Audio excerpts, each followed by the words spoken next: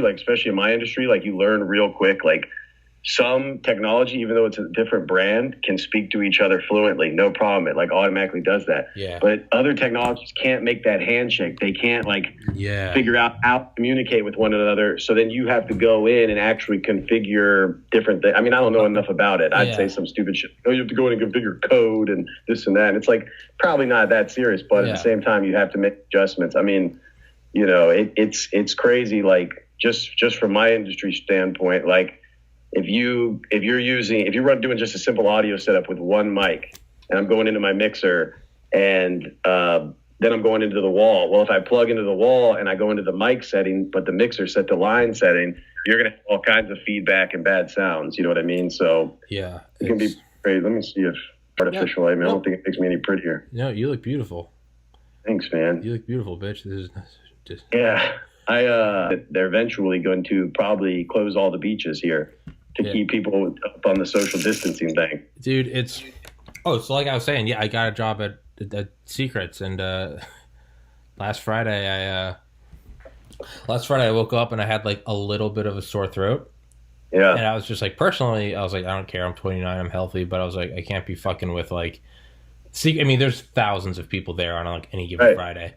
And people of all walks of life. It's honestly, it's mostly old people that just have money. And so I called in. I was like, hey, so I'm not feeling too well, but like I could definitely come in and work. And he cut me off and he goes, don't come in. And I was like, yeah, exactly. I was like, all right. But yeah, apparently my parents just went to the grocery store and they came back and I slept in. And I didn't go to the gym this morning. And they're like, oh, you didn't go to the gym because it was closed? And I was like, no, I just slept in. But apparently they're like, yeah, no, there's nothing there. It's shut down. So it's like the world we're in right now, you know, it's crazy because we've never experienced anything like this before. No one has. Here's the thing I was talking about with people. Like there's good and there's bad with this. So as in life, like what I do with just about everything, or try to do with everything, is just take it as it is. Like I said before to you last time we spoke, like I've changed my perspective on a lot of things. Mm-hmm. Like nowadays I used to think life was like a stream, man, like a river. And you can never change the river's current. You know, it's going to go against you if you're fighting it, or you could just let it like wash you away. Essentially, though, like now I see life as like a waterfall. Like I'm just going to let it. I don't care if it's rushing over me. I'm just going to enjoy it, you know, and take it and do what I can to be positive with others, you know. Yeah, because it's been a screwy time, man. Like I got sick last Tuesday and I woke up and I was like, oh, geez, please, Lord, please. Don't I was like, I don't even remember this shit, but let me just try it out. Yeah. Maybe he's listening. Yeah. And it's like, you know, one of those things where obviously you get sick with anything at this point in time. I mean, with little knowledge or little information, it's easy to freak out. But that's how people have been freaking out for millions of years since the dawn of man, is not gathering proper information. So obviously in the moment, I thought I was trying to be funny. Like, that's not really how I reacted, but in a way it is. And then I did a little research and realized, like, this is totally different. I go to my doctor. He says, let me show you your chart. Every year, same time, you get this exact same thing. Stop panicking. Like, don't panic, you should say. Because I was a little worried. But, you know, I work at a hotel, man. So yeah, that's the thing. You never know who's going to be at the hotel, who's been at the hotel, what you're touching and someone else is touching. And so I got fortunate last week because they canceled. I shouldn't say last week, I guess week before last, because last week was technically TPC, or going to be. Week before last is when I got sick Tuesday, and they canceled the events that I was supposed to be in. And I thought, oh, fuck, it's okay, though. I needed this time off. Nobody wants to be around a sick person anyways. Mm-hmm. But I knew, like, TPC week, I can't call out. Like, it's one of those times where, like, all hands on deck. And the fortunate thing was I'd been on antibiotics. I'd been on a steroid pack. Mm-hmm. I started to feel better, so I got to work.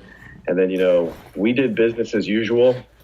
I did point out on Wednesday of last week when we did the PGA Marketing Forum, which we do every year. It's where they bring their partners in. They discuss their marketing strategy for the next year in the PGA.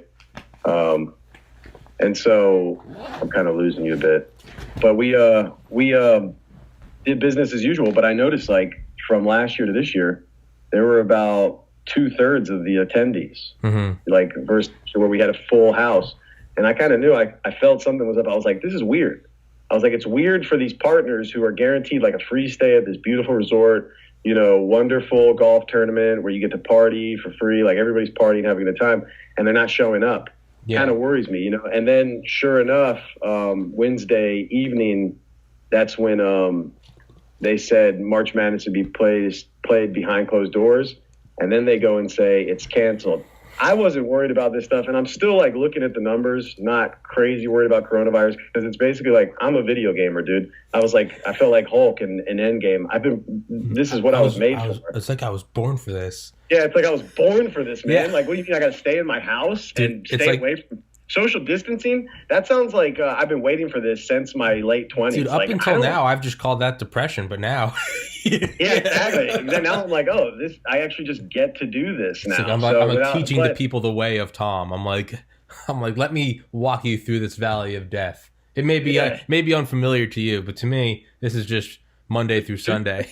This is a normal day for me, man. Yeah. But now I have an excuse to be like, hey, remember those plans we made a month ago? We can't. Woo. And I'm like, secretly, I'm like, yeah, like. Introverts unite. Yeah. It's whatever. It's funny because like Call of Duty just dropped this new free to play like Warzone. It's like Battle Royale. Yeah. So I'm sure people are like, oh no, I got to stay home from work. Yeah. The problem though is like lost wages, obviously, because now you suspend nightclubs, bars for 30 days, restaurants, being able to serve people, things like that. So on top of the hospitality live industry, live event industry that I'm in, now the service industry takes a huge hit. So now you wonder, like, can these businesses still pay their rent? You know, the government's obviously taking action to try to prevent people from really suffering to that extent. Like, look at them. They waived interest on student loans. I know a lot of people are going to be able to. Okay. Yeah. On, I think it was Friday, you know, they announced we're waiving all interest on student loans. So for a huge chunk of the population, that's a huge benefit. Yeah. But then again, if you don't have the means to make money, you know, like. Doesn't matter. It doesn't really matter, but at the same time, every bit helps. I had a friend noticed the twin sister of a state rep in Florida tweeted out she was offering $20 to each person in the service industry that's in need of just $20 and like hospitality. So I Venmo requested just to see, is this legit? Like, hey, you know, like I'm in the service industry. 2 minutes later, $20 deposited in my Venmo account. I'm like, that's pretty nice. And people are donating to her in order to do this. That's cool. It's very cool, but it's cool to see people come together because, like I said, there's going to be a lot of bad, but there's also going to be good. Like humanity, we don't face these kind of challenges every so often. You know, we're too busy trying to kill each other and take each other. But now it's like an unseen, unknown, uncommon enemy. So if we don't unite and, you know, not only in science in terms of like trying to discover some kind of vaccine or some kind of cure, then, you know, well, why can't we unite at this level where you know, I haven't been one of these people to go crazy over the toilet paper, but yesterday it hit me. It's like, okay, it's been a week of like no toilet paper in stores. I went on Amazon. I ordered these, like, it's a pack of 6. It's like the jumbo 2,000 foot rolls. And I'm like, just to have, because like, we have probably 20 something rolls in the house. Like, okay, my wife won't let me say this. We both shit a lot. So, you know, it's like, we need toilet paper. There's no doubt about that. I noticed people yesterday at the store buying paper towels the same way they were buying toilet paper last week. I was like, oh, so this is it this week. Like, it's going to be a new thing every week. And people are freaking out like, oh, I need this, I need that. And it's like, that's the problem with the individualistic society that we've developed over the last several years. And part of me always joked about it starting with like the iPhone, you know, like what's the first letter? And so for all of human history, essentially, we've been community-driven animals. The moment we started gaining success as a species was the moment we learned how to hunt together, how to communicate, how to essentially just work together in all facets of life and take care of each other through community. We've strayed away from that, you know, like. I'm turning my fan on. Keep talking. You're good. People, you know, nowadays you're wrapped up in your own business, you know, and it's, you don't, no community, in my opinion, like, especially in these suburbia across America, you know, it's like, I don't even know my neighborhood to my left or my right. Well, 50, 60 years ago, you would have known everybody on your street. You know, 25 years ago, all the kids in the neighborhood would have known each other and played together. And that might still be the case with kids, but kids are different in terms of, like, you know, they don't have that ego quite developed yet. So we'll see. Maybe this will bring us back to more of a community-driven society. But I got these rolls of toilet paper, and I'm on that Nextdoor app. We have Nextdoor here in my community where we can all be a community, but like on a digital platform. So it's like, I still don't know you. I don't know your face. It's different when you shake someone's hand or when you get the face interaction versus online, you know? So I'm like, I want to let like all these elderly people that I might live near me, like, know, like, hey, if you need some toilet paper, like this is 12,000 feet of toilet paper. My wife and I don't need this much. We have 2 bathrooms in our house. One of these rolls will last us a couple of months. Yeah. You know what I'm saying? So like, I think this is a time where people should be trying to help each other. But instead I see these posts online that make me think like some people are like already premeditating how if we go into an apocalypse, they're going to murder and pillage and take shit from others. And it's a sad thing, man. Dude, like, it's weird. Yeah. Emphasizes one of my favorite movies of all time, without a doubt, probably my favorite movie featuring a comic book hero, The Dark Knight. All that's happening right now, especially in American society, with the way people are ransacking stores, not considering the next man, it's the Joker, man. When the chips are down, they'll eat each other. I was thinking of that yesterday. They're making the Joker sound like a reasonable human being because the predictions. I wouldn't say reasonable. I would just say honest. Yeah. It's still not good. It's still like it's not good that we're going to eat each other, but it's honest. But it's also like making the most insane villain of our time appear to have rational thoughts and beliefs. At least have an accurate grasp on like the human condition. Yeah. Yeah, but that's what we are for animals, I think, you know. So I think we gotta. But I think that can be a self-fulfilling prophecy. I think if we champion that and say this psychopath is speaking truth, then I think we're going to make that our collective truth. I think it's, you know, I do think that the way to look at this is to go, what good can come out of this? Because like, and people are probably going to, you know, they're going to roll their eyes when they hear that. What do you mean what good can come out of it? We're quarantined. We can't do like. The thing is like whether or not you look at the upside or the downside, like what is here is still here. All right, there is a virus outbreak. The economy is stagnating, going into a recession. Shit is hitting the fan. That doesn't change regardless if you look at it positively or negatively. So it cannot. There is no purpose in looking at it negatively because it's still going to be the same. So you might as well look at it and go, what are we going to benefit from? Okay, we're going to learn. At the very least, we're gonna appreciate just how life was like 3 months ago. Doesn't it already seem weird? New skills that could help you in these scenarios. But doesn't it already seem weird? Like just life like a month ago. Like I now think about just like going out and going to the store. Memory. Yeah, it seems it's like you never thought twice about it. But like no NBA. Well, here's the big one. Like, and this was my biggest fear starting last week. Not to cut you off, but it's like with sports. I don't give a shit. Dude, cut me off. I don't give a fuck. I cut everyone off. Realistically, it's like, dude, in history, like throughout history, when certain things are taken away from society, like our forms of entertainment, like Regal Cinema just announced they're closing down all their theaters for for suspending all operations. Sports are over. So like the problem is what humans, like going back to that animalistic behavior, is unfortunately when we get into these situations, crime tends to go up. There's certain things that tend to go up that are not good for us or a good reflection of society, but it's a part of our condition, bread and circus, like in ancient Rome. The way they kept people in check for, hundreds of years were by putting on chariot races, gladiatorial combat, handing out loaves of bread and things like that to keep people. But it's like, but what are they really giving you? It's really a distraction to keep you busy from worrying about like what you could potentially the digital opiate. It's pretty crazy, man. I think it's good though. I saw a post yesterday on Reddit on R. Jocko Willink, and someone was like, embrace what's happening, like make rapid evolution. Like you can't go out, you can't do this, like. Use this as like a starting point to the rest of your life. Take this and go, if I can take this and I can accept the situation and go, how am I going to respond to this? Right. I've got other shit running. I'm going to turn it off so the connection gets better. Keep talking, Steve. Yeah. Do you think the majority of people think that way though, that they're going to take advantage of this time to like better themselves? I mean, doesn't matter. You can't control other people.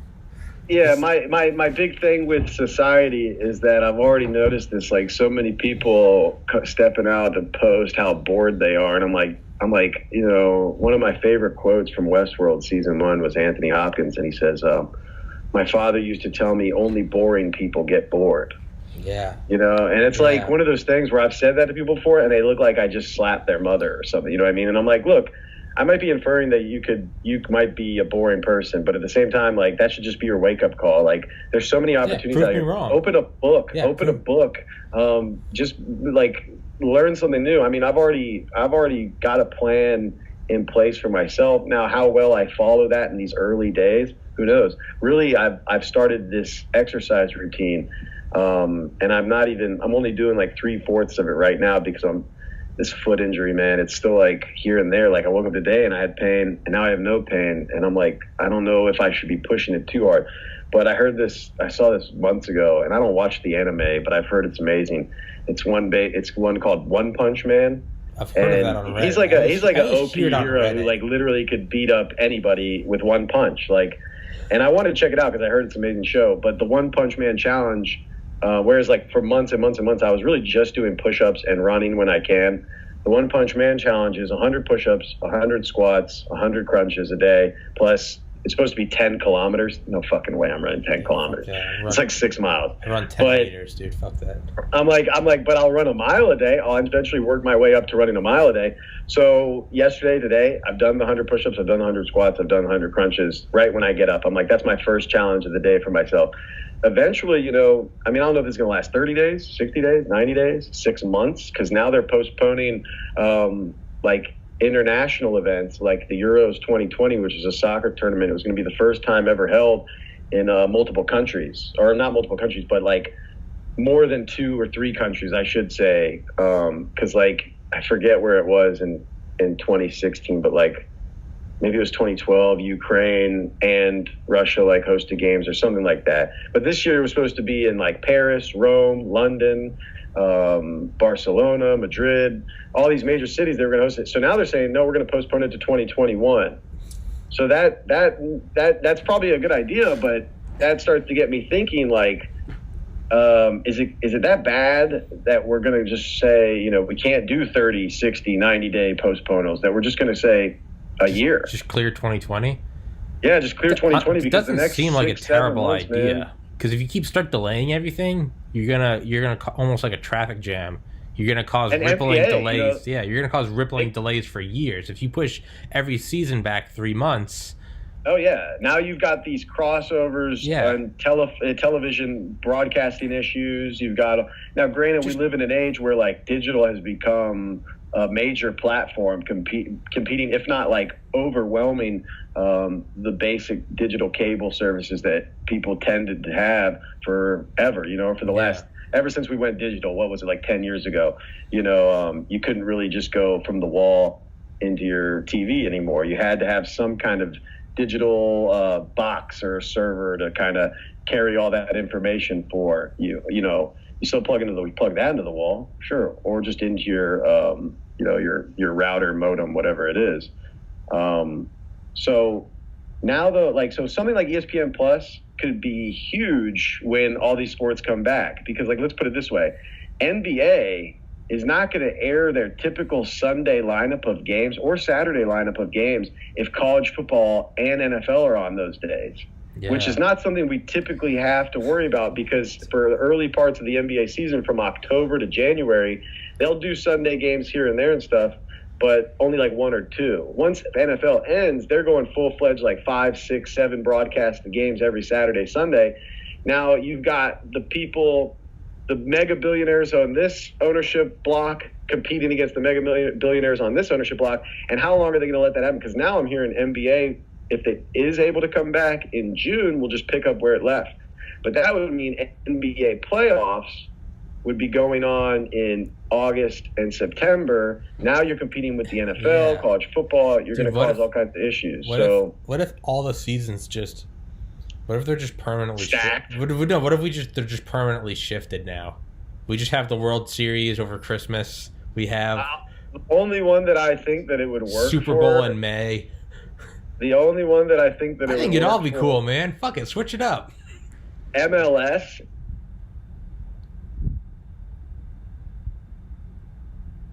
Because we're we're so far behind on You said MLS and it froze. You said MLS and MLS. Yeah. What? MLS, we're so far different than the rest of the world. Like the rest of the world plays soccer on a fall spring schedule, and we play soccer on a summer, like playoffs in the fall schedule. So like the only way for the USA to really ever compete, in my opinion, on an international level in soccer would be for our domestic league to change and flow with the rest. But how can MLS ever compete with something like NFL? It's not going to here, and it's not like, I mean, Mexicans and Canadians do tune into MLS because a lot of Mexican players play here, and Canada actually has an MLS team.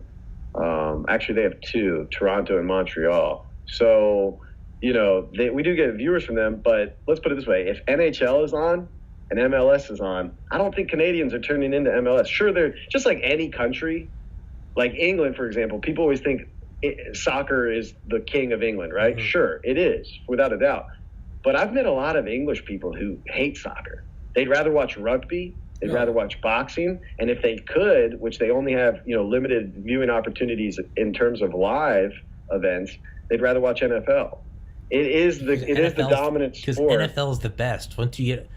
Once you watch it, you can't stop watching. I don't even like it like that anymore, man. I don't even like sports, but dude, there's nothing like watching just fucking animals. There's nothing like watching a 60-minute sporting event take place over 6 hours of 5 hours of advertising and BS, 30-minute halftimes where we listen to the same old kooky people talk about the sport, and I'm like, NFL for me, I think it was like dwindling over the last decade, and then the Falcons, like that Super Bowl, it just totally like I was like to me, like, what if Tom Brady goes to the Falcons? That wouldn't happen. I'd like to see it. Tom Brady's without a doubt, and I didn't want to admit this before that Super Bowl, but I have to now. He's without a doubt the best quarterback that ever played in the NFL. He is. I mean, there's no competition. There's no competition. Most winning quarterback. Well, I mean, I'd say a guy like Joe Montana, his record does hold up well against Tom Brady. He never lost a Super Bowl. Okay, but then just winning, just total 9 appearances. Fuck out of here. No one's ever going to do that again. No. What is his record there? 6-3 or 7-2? So sorry, 6-3. 6-3. Okay, yeah. So 6-3. Amazing. But you know, there's still a reason we put like Jordan over Kobe. You know what I mean? Like, or Jordan over LeBron. It's like, because it really matters about winning. But the main difference between NBA, obviously, and NFL is a total team sport. Like, yes, NBA is as well. But you can't have a one-man team. One player out of 5 can make the world a difference, whereas 1 out of 20. I mean, you could even say, look at Brady last year without offensive weapons around him. Last year, he was struggling the whole time. What happened. Their defense was their offense. Yeah, exactly. And it's crazy because they have all these weapons, and I just think I think it's smart for him. It's time for a change. But there's no doubt in my mind. I hope he has earned it, man. I would love to see him on the Pats forever. I'd love to see him play till he's 70. Sure. But you know what? He's deserved it. Peyton Manning, and he goes and has like one half a good season, and then looks like shit for the next year and a half after that. How does that affect his legacy? I hope he goes somewhere and just gets paper for like 2 years. I hope he gets like $100 million because he's taken a cut with the Patriots for the last 20 years. I have a friend who said today, he was like, final note on Tom Brady. He lives down here. He's a diehard New Englander. He said, the funniest thing about all this is now one of these fan bases that has hated Tom Brady for the last 20 years is now going to revere him as like the man, as the GOAT, as the best, because he's going to play for them. And I'm like, yes, until perhaps he comes in and has losses. They can't perform. Yeah, it sucks. Then these people will hate him twice as much as they did, because not only did they hate him winning so much with the Patriots, but they'll hate him and blame him for losing for their team. And it's like, you know, if he had stayed in New England, my whole thing is like, you know, stay in New England, you're untouchable. I'm impressed. I respect him more for taking on this kind of challenge. You leave the NFL as a god. First. Yeah, I would love honestly. I would love to see him win a Super Bowl with someone else. I would love to see that for him. just to be like, So I what didn't if need the you go Patriots. to a team that already was in like the NFC or AFC championship. Granted, like Okay. Baltimore, Kansas City already has quarterbacks, no big deal. But what if and like- LA Rams aren't going to pick him up? They have the Jared Goff, Eagles, but the Chiefs, or what something. if, yeah, exactly. What if you were to go to a team like that? Obviously not the Chiefs because they have Patrick Mahomes. I think that'd be cool. I'd love to see him win with someone else just for himself, so he could be like, I'm not defined by the Patriots.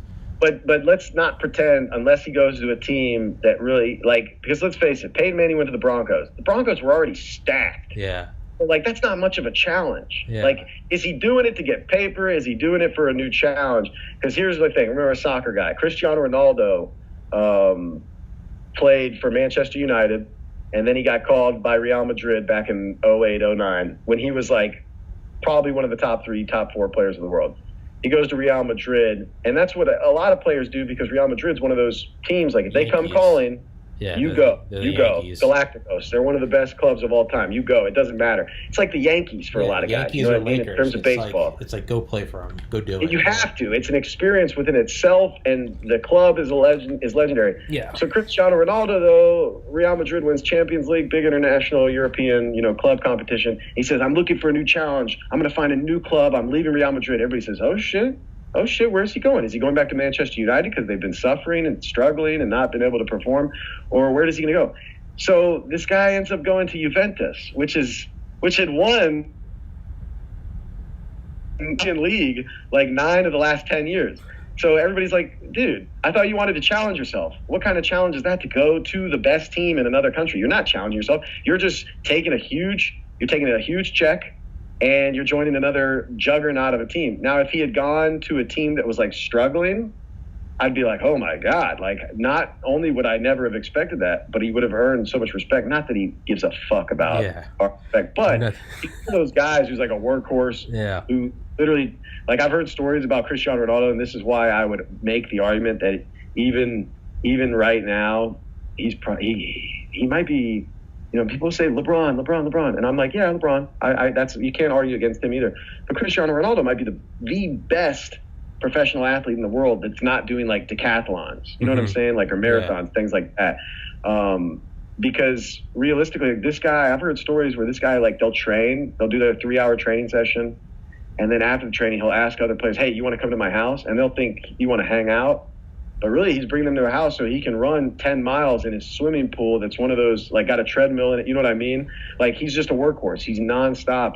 And there are people like that in every sport who just have, like, another gear. You know what I mean? Another ability. I know a guy who fights MMA right now up in Boston trying to make his pro debut, and it seems like, goddamn, the universe is just working against him because he had a pro fight scheduled for, like, March 17th. Oh, Jesus. First guy he was supposed to – would have been – this past Friday, the 14th.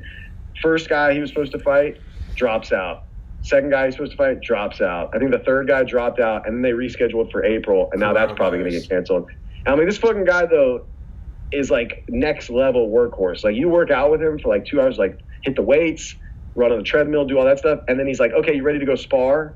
And you're like, motherfucker, I'm dead inside. Like, I can't do this, but he's just got that other gear, and I don't know where that comes from, but trigger, Yeah, man, I don't, but I want to see two things. I want to see Brady go win a Super Bowl so he can say he's not defined by the Patriots. It would kill me to see it, but just as like an individual that's given, again, and as someone that does not follow, I really don't follow sports, but even just like passively, I've been able to like, he's given me so much enjoyment and excitement over the years. And people you care about, people you love. I would love to see him win one just for himself, and I also really want to see Belichick win one without him. Even though he won one before him. No, I think he won it. But he wasn't the head coach. He won one. I'd love to see him win one I'd love to see him win one still as the head coach of the Pats with someone else. So it's like the true chess player, the true mastermind. Like, yeah, Brady was a very valuable piece, but in reality, he's just a chess master, and it's like he can make do with less. Look, but a chess master will use their rook, their bishop. They'll use that's what I'm saying. Every single piece to win the game, and that's what Belichick's. Belichick's been exceptional with that. Hate him, love him. He's one of those guys where it seems like even when the chips have been down in big games for them, he'll find somebody to carry the load. Some bullshit. And sometimes it's a guy that nobody's ever even freaking heard of. Exactly. It's like, how the fuck? It's like, I saw some post today, and I was like, guys, don't worry. Belichick's got his eye on a 9th-round kid with a broken leg right now. It's like, you know, it's insane, man. I don't know. You can't argue against it. But who the fuck was Brady before he was Brady? Oh yeah, he was Drew Bledsoe's backup. He was a 6th-round pick. He was a nobody. Yeah, that's right. He was Drew Bledsoe's backup. He didn't. I saw Bledsoe play against the Falcons in like 2001. I saw one of his last games, and it's not like you knew. Oh yeah, and the backup is Brady. It's just whoever's the backup. His name Tom was Brady the backup. Was so good at replacing Drew Bledsoe that Drew Bledsoe's career went on for another like 3 or 4 years after that, but nobody remembers that shit because he got replaced and literally. Really? You know, his former. I didn't even know that. I thought he was finished after that hit. I'm pretty sure he went to he played for like Dallas or somebody of that nature after the Patriots. Yeah, I have to fact check. Who is the guy that injured Drew Bledsoe? Because he is perhaps the most important player in NFL history. All I know is it's been really easy to hate the Patriots, hate Tom Brady, for several reasons, and not just because they win, but because like look at Tuck Rule. I don't know if you remember that the game against the Raiders in the snow. Yeah, like that was it seemed like even since that moment, before they were winners, that shit was just gonna go their way, and it was all up until somebody freaking Eli Manning, who was able to like solve that puzzle. But really, it was Tom Coughlin because he was the same kind of chess player that Belichick was in terms of using. People that you wouldn't necessarily assume are going to be the game winners or the thoroughbreds for you come in and dominate a game or make a big play right here. And it's like, look, like maybe this guy's been skilled for a long, long time, but it wasn't until this guy put him in that position to succeed that he got the chance to do that. Contrary to everyone else knowing it, I love that the Giants won too, because to me that just makes it so much more real. Well, they're not invincible. They can lose. Here's the thing. That's just it. Michael Jordan, despite him coming back, I think in the 95 season, to play at the end of the season, and they lost in the playoffs to what I think was the Magic, Shaq's Magic. Maybe it was the Indiana Pacers. I don't know. It was one of those two, but he came back and they lost. But it was but Jordan didn't lose in the finals. That's the difference. People see, and I'm a huge Jordan fan, like the GOAT. But, the guy lost in the first round of the playoffs like 3 or 4 times before ever getting that breakthrough. But honestly, how do you become the GOAT without failure? You have There's never been anybody who's just become the GOAT without losing at some point. I mean, look at Elon Musk. Dude lost his hair and then became the GOAT, and now he's got a full head. It's just like, hey, the thing is, and Brady won. Didn't Brady won 2 more Super Bowls after he lost 2? Yeah. Then he lost a third, and then he won a third. They had a weird spurt of time. Like, what did they win? Like 3 or 4 in a row? They won 2 of 3. They won 2 of 4. Or they won 3 of 4. They won something 3 insane. Because they beat the Rams, they beat the Panthers. They beat the Eagles when I was in 8th grade. They beat the Eagles. So they won those 3. Then they lost to the Giants. Then lost to the Giants in 07, and then again in what? In 11. 12, yeah. Because the time they lost in 2011 was when they had Randy Moss, and they had that year where they were like 18-0. No, that was the first time they lost. I think that was 2000. The first loss was 2006 because I was living in Maine at the time. The second loss I was at UGA. That was 2011. 2007. The first loss against the first loss against the Giants was from their undefeated season. Was it really? That was 07. Yeah, because I was living in Maine at the time. I remember. Well, Randy Moss was on that team, if I'm not mistaken, right? Yeah, that was 2007.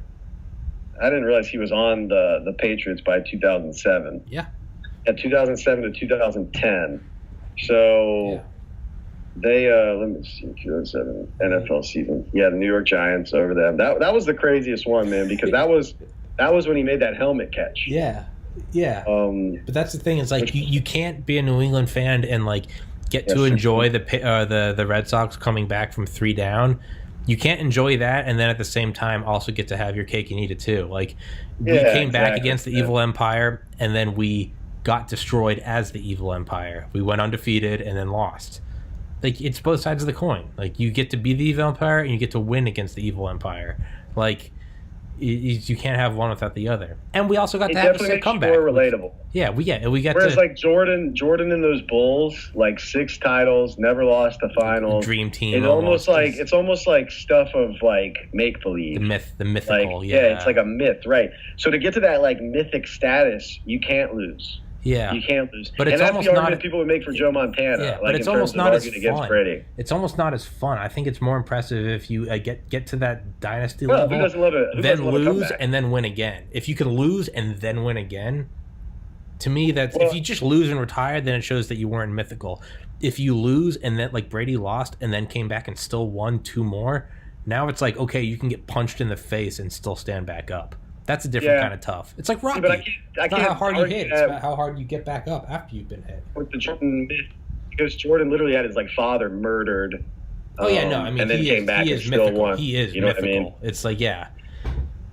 If Brady was 9-0 in the Super Bowl, stuff like, dude, the guy made the biggest sacrifice. He went to literally like the worst team in the NBA and played with them for 2 years, making them like a playoff team, the Wizards, in like early 2000s. So it's like went to the MLB. yeah, or tried to. Never really got to it. But it's like, I mean, there's certain athletes who break that threshold and are like untouchable at that point. And I mean, Tom Brady, despite the losses, is. You know what I mean? Like, yeah, it's because football. Let's put it this way too. In football, it's what you lose the game, you lose the series, you lose everything. There's no like 7-game series, 5-game series, or something that you have 2 legs, like to play. Not only that, you get physically hit. Yeah, I mean, NBA is physical, sure, but not in like NBA in the '90s. Yes, NBA now. But even then, it's no matter how physical a game is, no matter how much the refs let them play. That still never includes full-out tackling, which is every single down in the NFL. That's not an exception. That's how a play ends. It's way more hardcore than NFL rugby.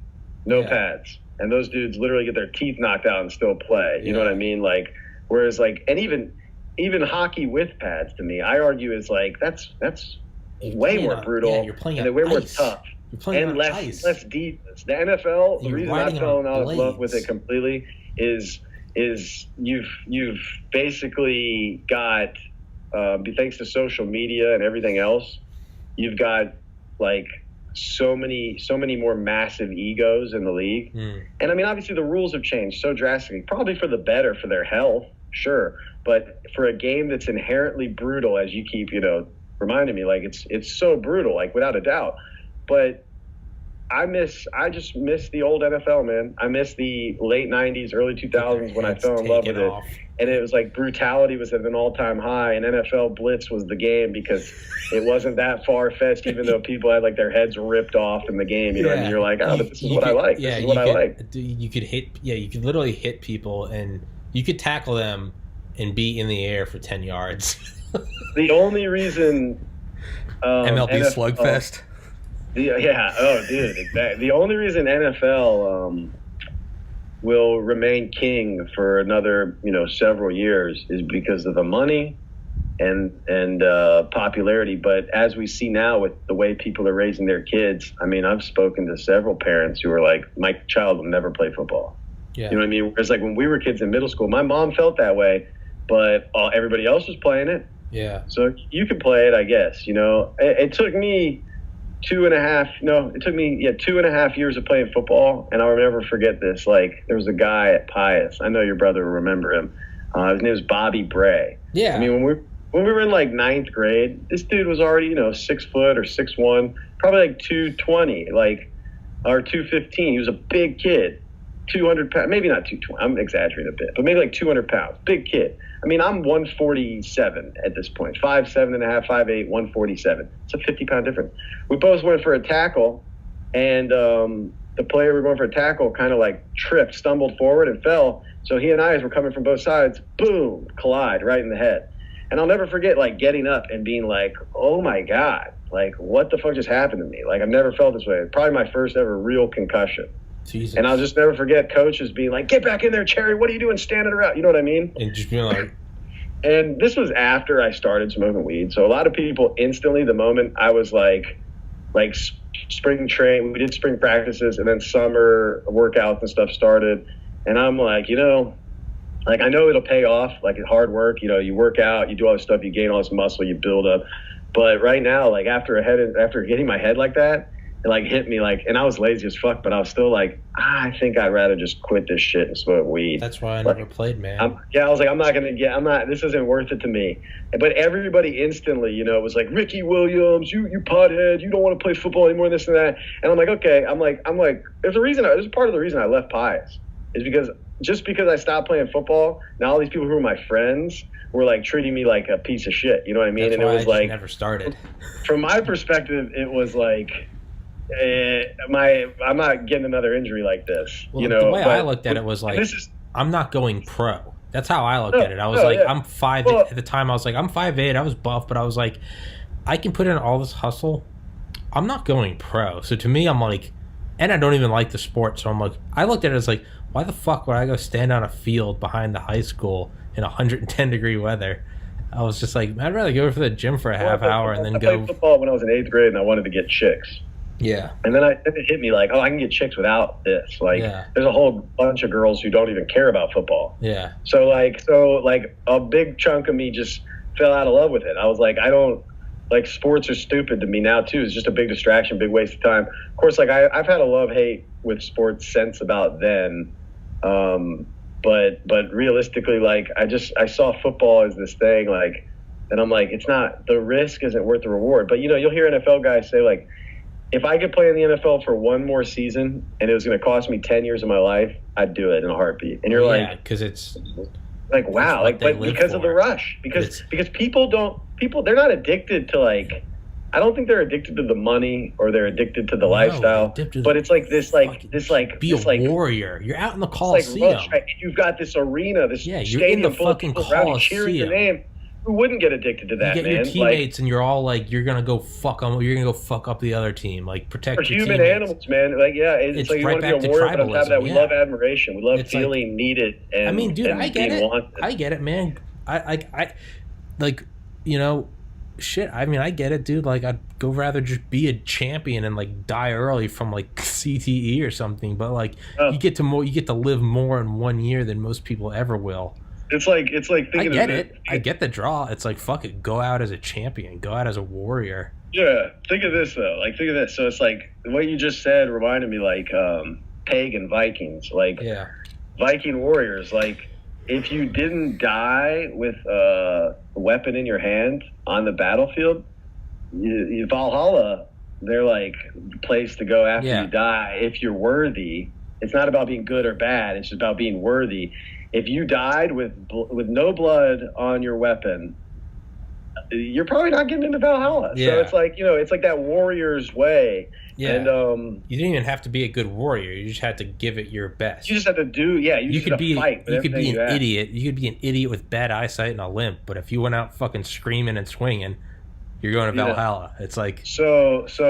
What would you choose in that scenario? And I kind of get that same vibe from a lot of these guys. And I mean, plus, you're getting paid to play the sport that you love, without, if you told me right now, like, if I could take this brain that I have now and put it in like 13-year-old me and said, if you work hard enough, if you, eat right, if you study, if you just focus on what you need to focus on right now, you could play professional soccer for 15 years, 10 years, fuck all the money. Like that's something that, it's like a fraternity, and that's the big thing with the NFL. It's like a brotherhood. Yeah. And once you become a part of it, we from the outside looking in, we can't really fathom what that is. We can only like assume and, kind of pretend to understand because of the things that maybe we've experienced in our own lives, so for me, it's like this job I have now at Sawgrass, like with the PSAV team, I'm like, which we're changing our company's name. We bought a company called Encore. And since they have better reviews than PSAV, we're changing our name from PSAV to Encore. And it's like, that's weird to me. Like, it's not like Microsoft bought something, and then changed their name to that just because like maybe people like it a little more. I don't know. But like, we're such a tight knit group of people. I never knew any of these guys before I started the job. And I think it starts with our boss who like, he'll send me a text about my schedule. He'll be like, yo, homie, what's up? And he's like a 38-year-old dude. He's not like my, you know, he's a little bit older than me, but it's like this like familiarity of being like close to people and being a wolf pack, you know, like you're united, like, and you're together. I mean, I'm not gonna lie, man. I had some of those premeditated thoughts of the apocalypse. Like, what if I was working and we had like 6 or 7 of us dudes at the hotel working, and shit just started happening, bombs started going off and stuff. And I thought about this in a fucked up way. I was like, well, I'm glad I work with these guys because we're like a brother. And to be honest with you, there's nobody in this entire hotel, in my opinion, maybe the valet staff, but they don't roll that deep, that could stop all 7 of us if we wanted to just take over this hotel right now. Because we're like 7 dudes between 25 and 40, all in good health, all physically fit because of what we do for a living, you know what I mean? And I'm just thinking, like, those are the kind of people you want to surround yourself with, even if there isn't an apocalypse going on, but just people you, like, it's like a shield wall, too. Going back to what the fuck's wrong with me in this Viking shit? It's like a shield wall essentially was like the Viking way to fight that the people from the British Isles have never seen before. People from the eastern part of the world, too, but eastern tribes, countries were more prone to use, like, cavalry. Like the Huns, the Rus, even the Mongols later on. So like a shield wall is good, but it might not be the most effective thing against cavalry. But you know, it would be terrifying, but you depend on the person to your left and the person to your right. Because if they're not doing their job, you'll end up dead. So I see that same, you know, I use that analogy when thinking about my coworkers too, because like we each have our areas of expertise. Like mine's operating cameras, like shooting video, but then we've got 4 or 5 guys on the team who are like audio experts who have this ability they've developed. They trained their ears to hear things that like the average person just wouldn't hear. I mean, we've got a couple of guys who do video specifically, which isn't like, you can get paid a lot to do that, but all of us could do some video. You know what I mean? And then you've got a couple of guys who are excellent at lighting. So although we're all versed in our own area, we're all like, we're all very versatile in terms of the big picture stuff, like everything that we do. So like I know a little bit about audio, I know a little bit about lighting, I know a little bit about video, but if you need a camera operator, I'm your best known guy on the team. And we have stuff like this. So, you know, surround people who are experts in different things that can ultimately contribute to your team or your group's goal, your main focus, which is for us is putting on live events for corporations, we host football teams. I mean, I met a bunch of football players and coaches this past season because they stay at the Sawgrass Marriott. So they need their quarterback room, they need their tight end room, they need the receivers room, they need the room for the defense. And now what do they need? They need screens, they need video, they need LCD packs, they need big screen TVs for their entertainment, they need all this stuff. So we're setting all that up, and I'm meeting them when they come into those meetings to make sure that they're ready to go for it all, you know. And now we're obviously drastically affected by all this because, you know, people were canceling conferences 3 months away a month ago out of fear. That's insane. And it's like, it's insane. I mean, wait. I always say, like, wait until the month of. You know what I mean? I know it sucks and you have to cancel a bunch of shit, but you don't realize, like, the livelihoods you're affecting by doing this now. But it's not just us. Like, live event experience, it's, like, not just sports. It's not just, you know, event hosting, conferences, things like that. Now we're talking about concerts. We're talking about theater. You're talking about all of these different types of events all fall under the same umbrella in terms of live event entertainment.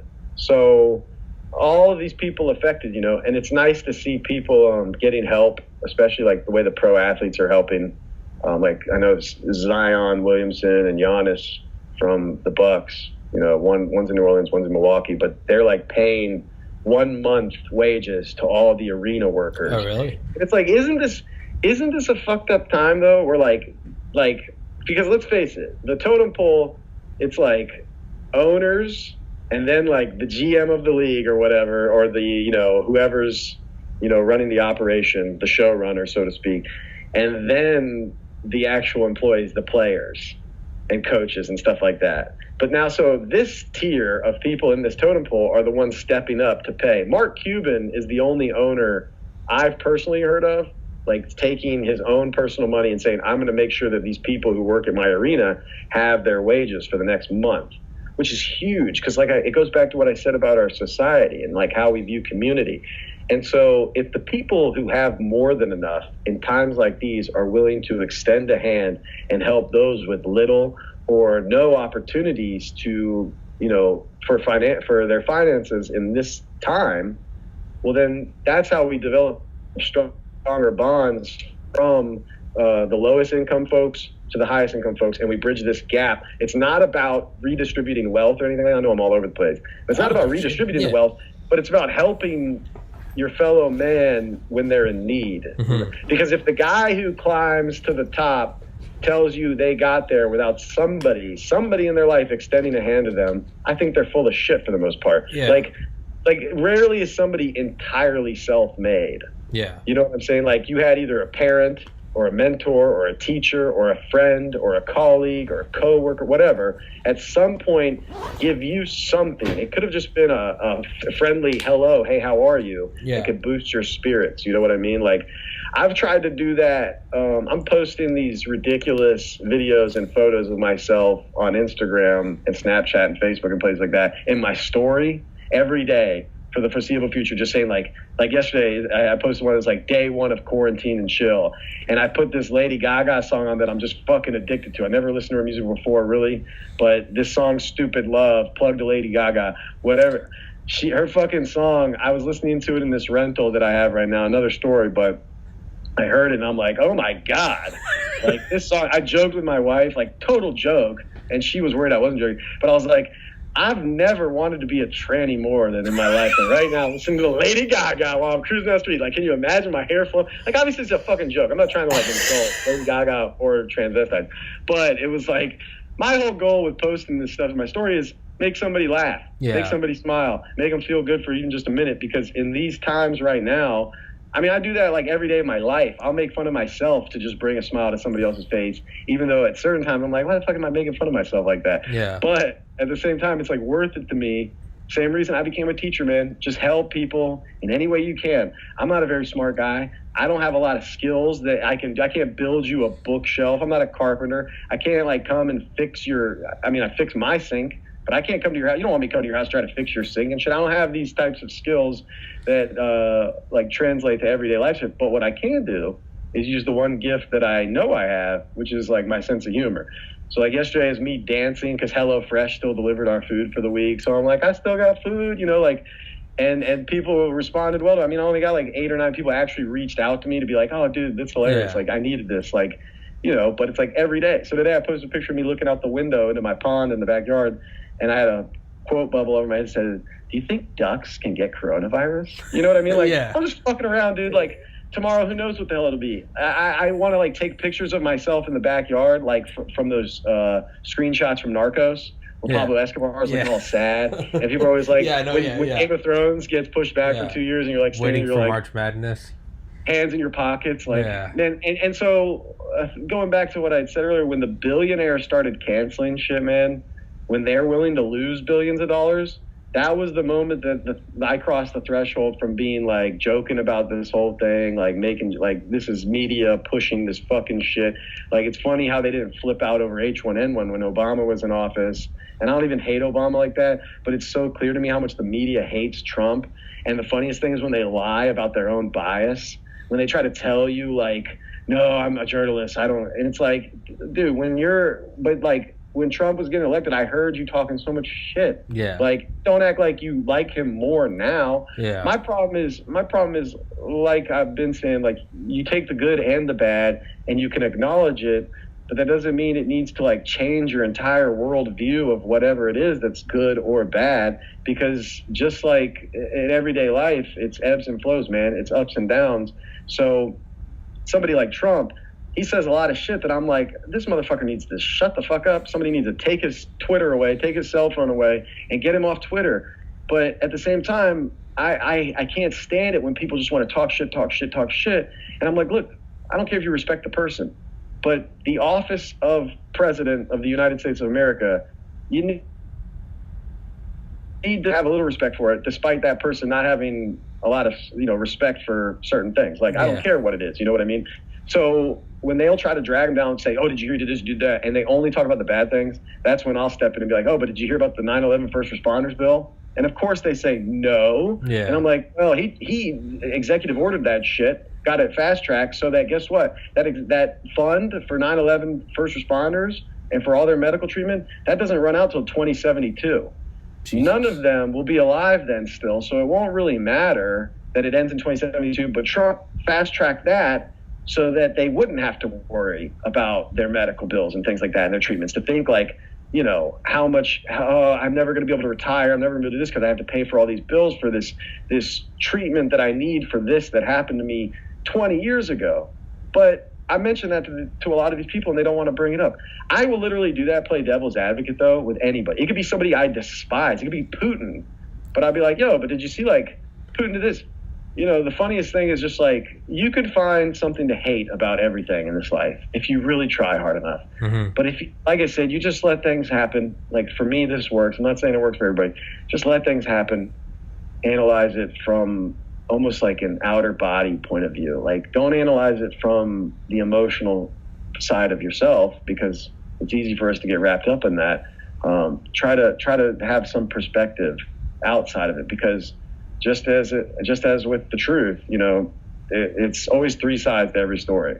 There's your side, there's my side, and there's the truth. Mm-hmm. So, like, no matter how you perceive things to be, that doesn't mean that's 100% accurate to what actually is going on. Yeah. It's like when you get into an argument with a friend over a text, and it's like, motherfucker, like, we're now getting mad at each other over, like, written words that there is no way for me to understand your tone. Yeah, when you text something and you're like, you say, like, okay.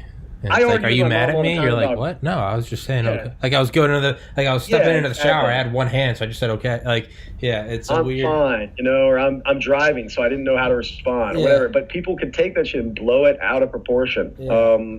I hate that, and you know, sometimes people are really toxic, so you do have to get rid of them. But you know, at least from my perspective, I like to try to give people the benefit of the doubt, despite who they are, despite whether or not I agree with them or not, you know, because there are certain things that morally I could never shift on. Like, but at the same time, that doesn't mean I have to.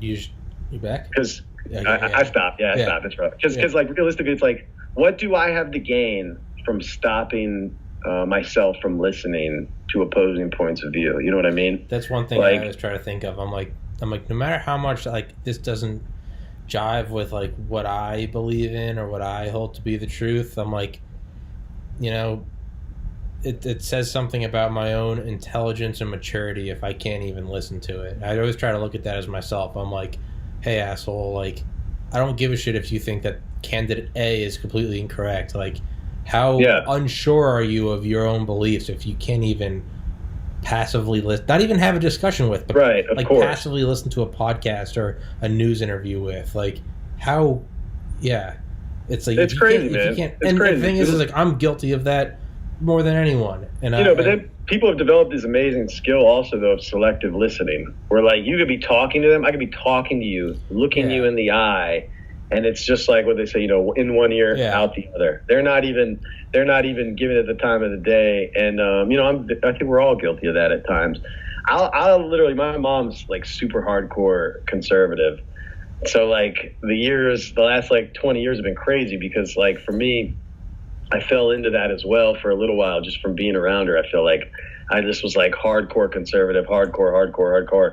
And then I started to like look inward almost and realize like, well, I'm not exactly that. I thought I was, but I'm not. I thought I was that in like 2016 through 2018. Yeah, 2012 for me. For me, it was like probably like 2016, 17, 18, and not really 19, maybe some of 19, but really the last year I've started to look at it and I've been like, I don't think all the way one side is ever the answer for anything. No, and they divide us on these things that like realistically, it's like I think from a human standpoint, we could all agree that like, you know, if you want to marry somebody, and marriage is the word that like fucks people up, especially hardcore Catholics. Like, if you want to marry somebody, I don't really give a fuck, man. Like, you know, if you then are going to do stuff in that married relationship that then impedes on my life or something like that, then I have a problem. But if you want to be gay, if you want to be trans, if you want to be any of that stuff, I don't give whatever makes you happy.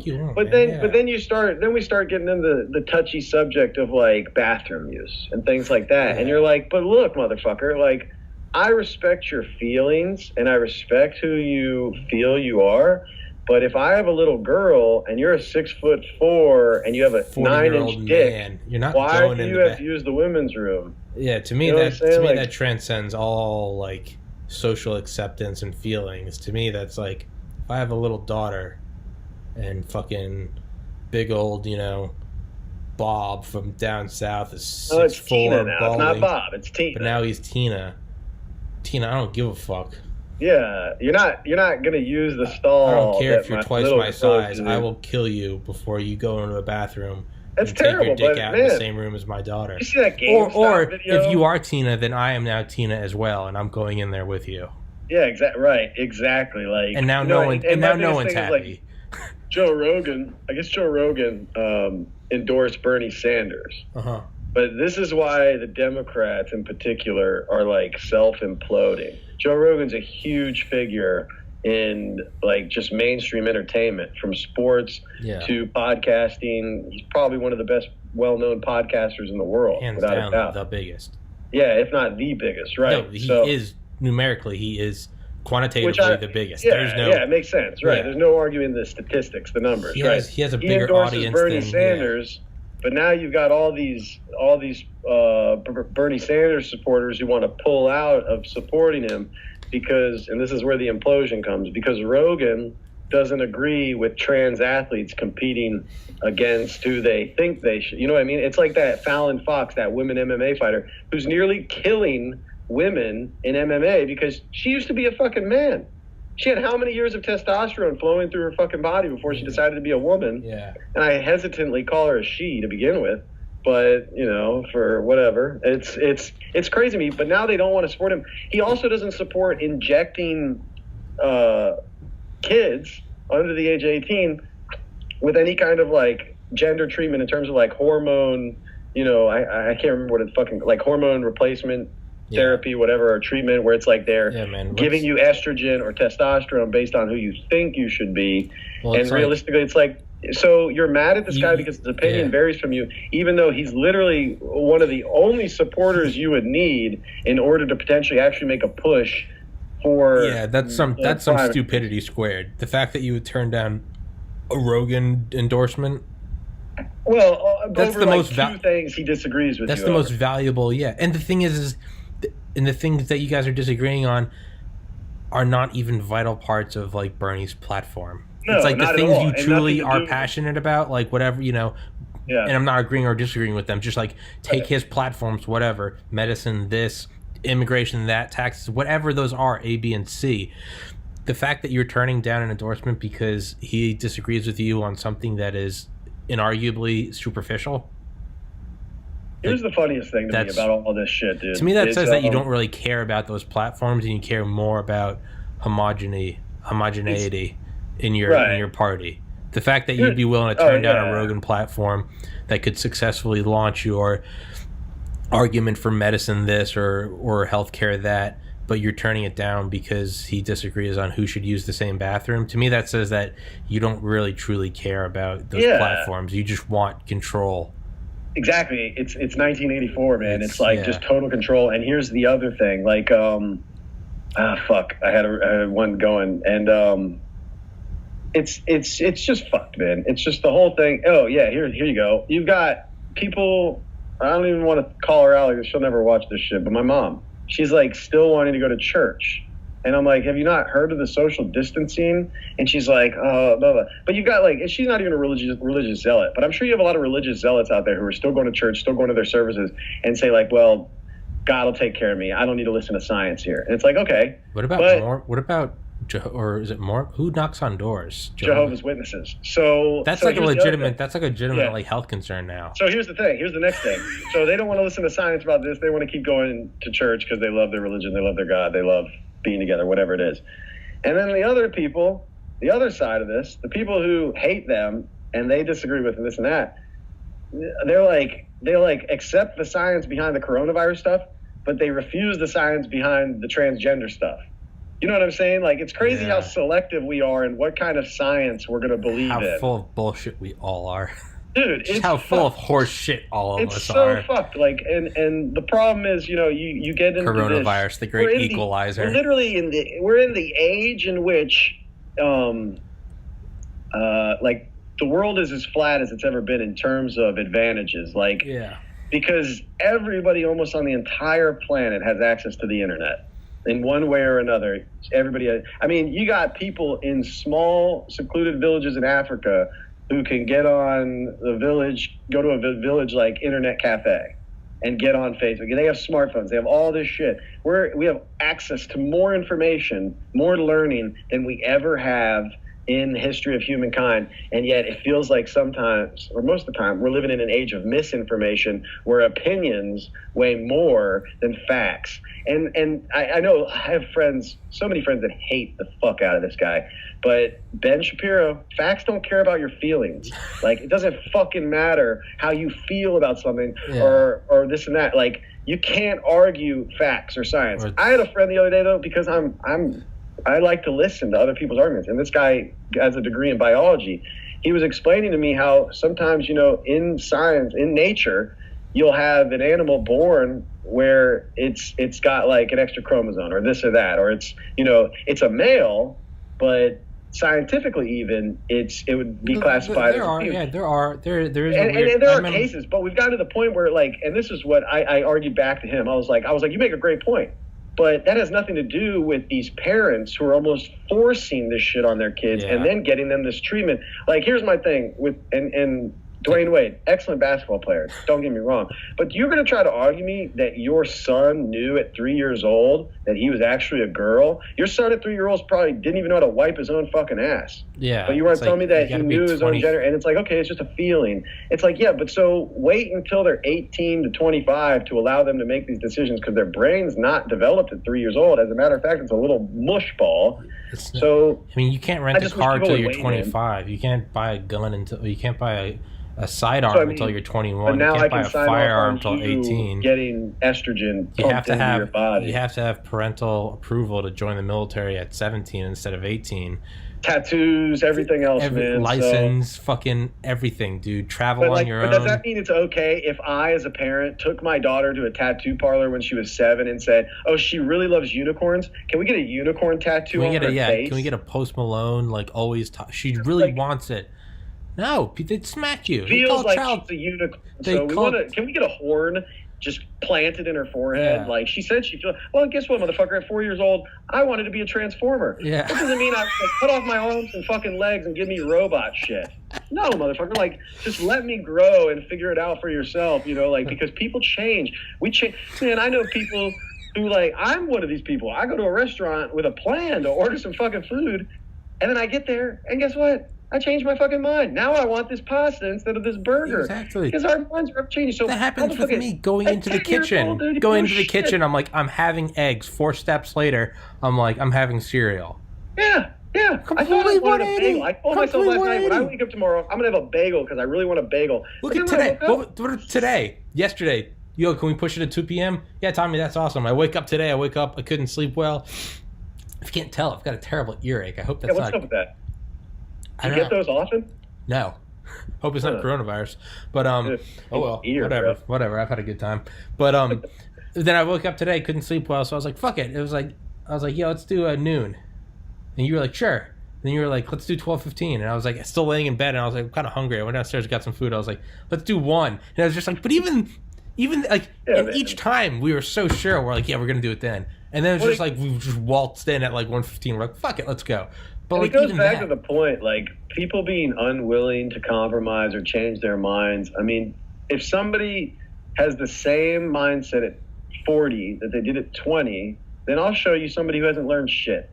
Because if you don't grow and develop and change... It doesn't mean that your opinion's right. That just means that you probably haven't... I mean, that means you're stuck certain in your opinions, fucking ways. yes. I will think murder is wrong at 40 as well as 20. Yeah, exactly. But if you think that one thing... like, I think Rogan said this years ago, but he was like, we always look at politicians and we're like, oh, they flip-flop. He's like, To me, that just says, hey, there's a normal human growing and maturing and taking in information, and their stances is changing.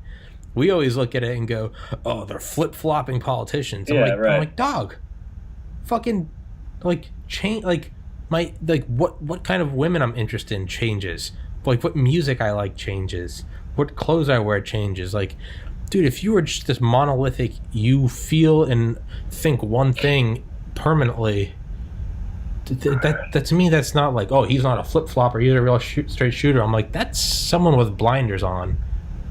That's my hesitation with politicians is like, they're fucking weasels and snakes. They know how to some of them in particular, snakes. Like all of them. It's not all of them, man, but I think all of them know how to navigate those waters in order to set themselves up for like 5-10 years from now. So have to hold office still, you know what I mean? Whether they have to do it as a Democrat or Republican, just gotta hold on to their power. The problem in society, and Rogan had a guest on. It's the same guy I always reference, but I never remember his fucking name. And Alex Jones.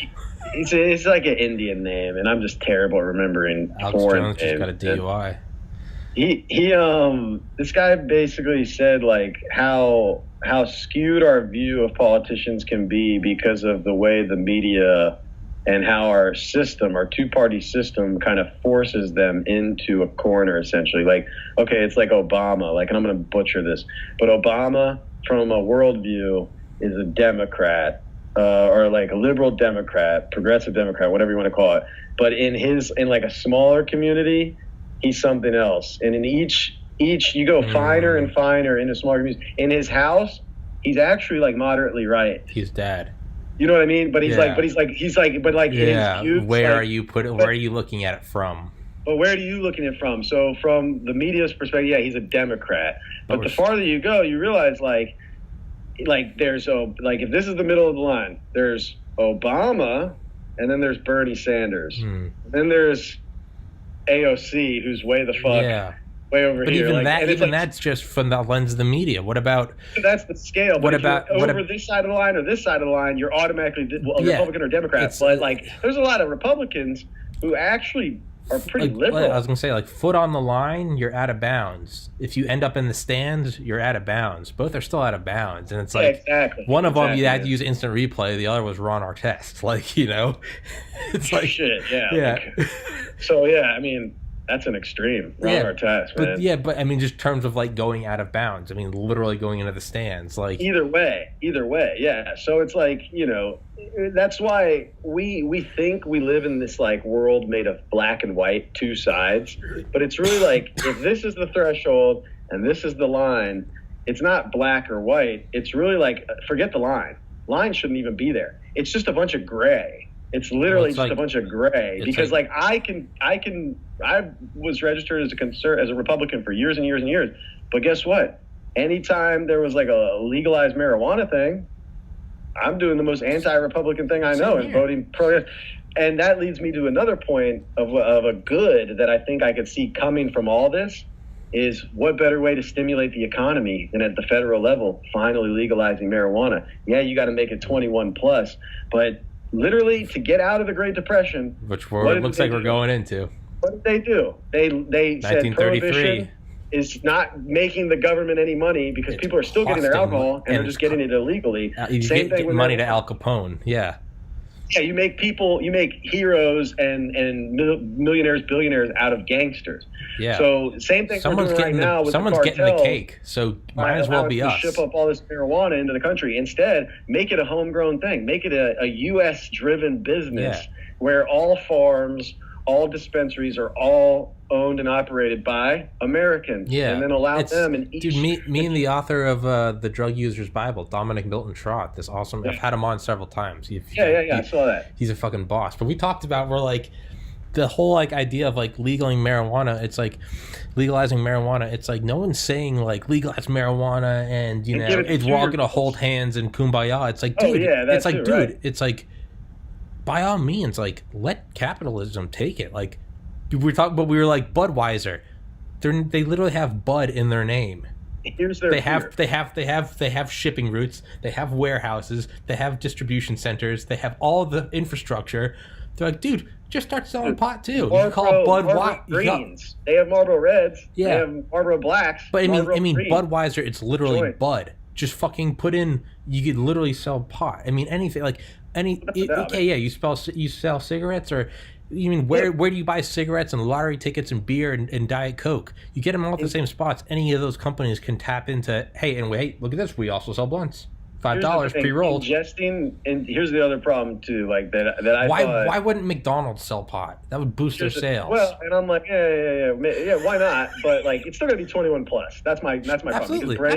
Yeah, let's not be stupid. So like, no matter no different than alcohol. Like, yeah, you got to be 21. Here's my big thing though too. Is like there's so many people who don't realize, like, when they think of marijuana too, they're like, oh, ooh. It's like, motherfucker, like, you think you have to smoke this shit, motherfucker? Like, you're an idiot. Like, what if you said to Tincture. What if you said, hey, I have a headache, and I said, hey, drink this 6 ounces of lemonade, and you're gonna feel amazing, and you're like, what? Or put, you don't this take droplet under your tongue. Yeah, or something as simple as that, right? Like, or I'm just saying, it can come in so many different forms. Yeah, it doesn't have to be toucan, dude. It can literally, it can be a colorful little gummy bear that you wake up and. 1 second. Yeah. Steve Cherry going to get the marijuanas. I have a terrible earache. I hope I don't have coronavirus. If I do, I leave this podcast to. Legs from these squats. I never do squats. I'm talking about if this earache is coronavirus and I die, I'm legally saying I'm giving my podcast to my friend Matt. Dank Nugs. Check it. All right, look. Can you give me one through the screen? Well, I broke. Oh wait, here you go. Nutritional facts. How hard is that? Yeah. You put this shit on there. You can see like 210 calories per. There's seven in these. It's 350 milligrams. It looks like a bud. It does. That's what I thought it was. It's a little fucking cookie, dude. It's like a Rice Krispie treat. I thought it was I literally thought it was a nug. Yeah, it's strawberry punch. It's a Rice Krispie treat that tastes like a Rice Krispie with fruity pebbles.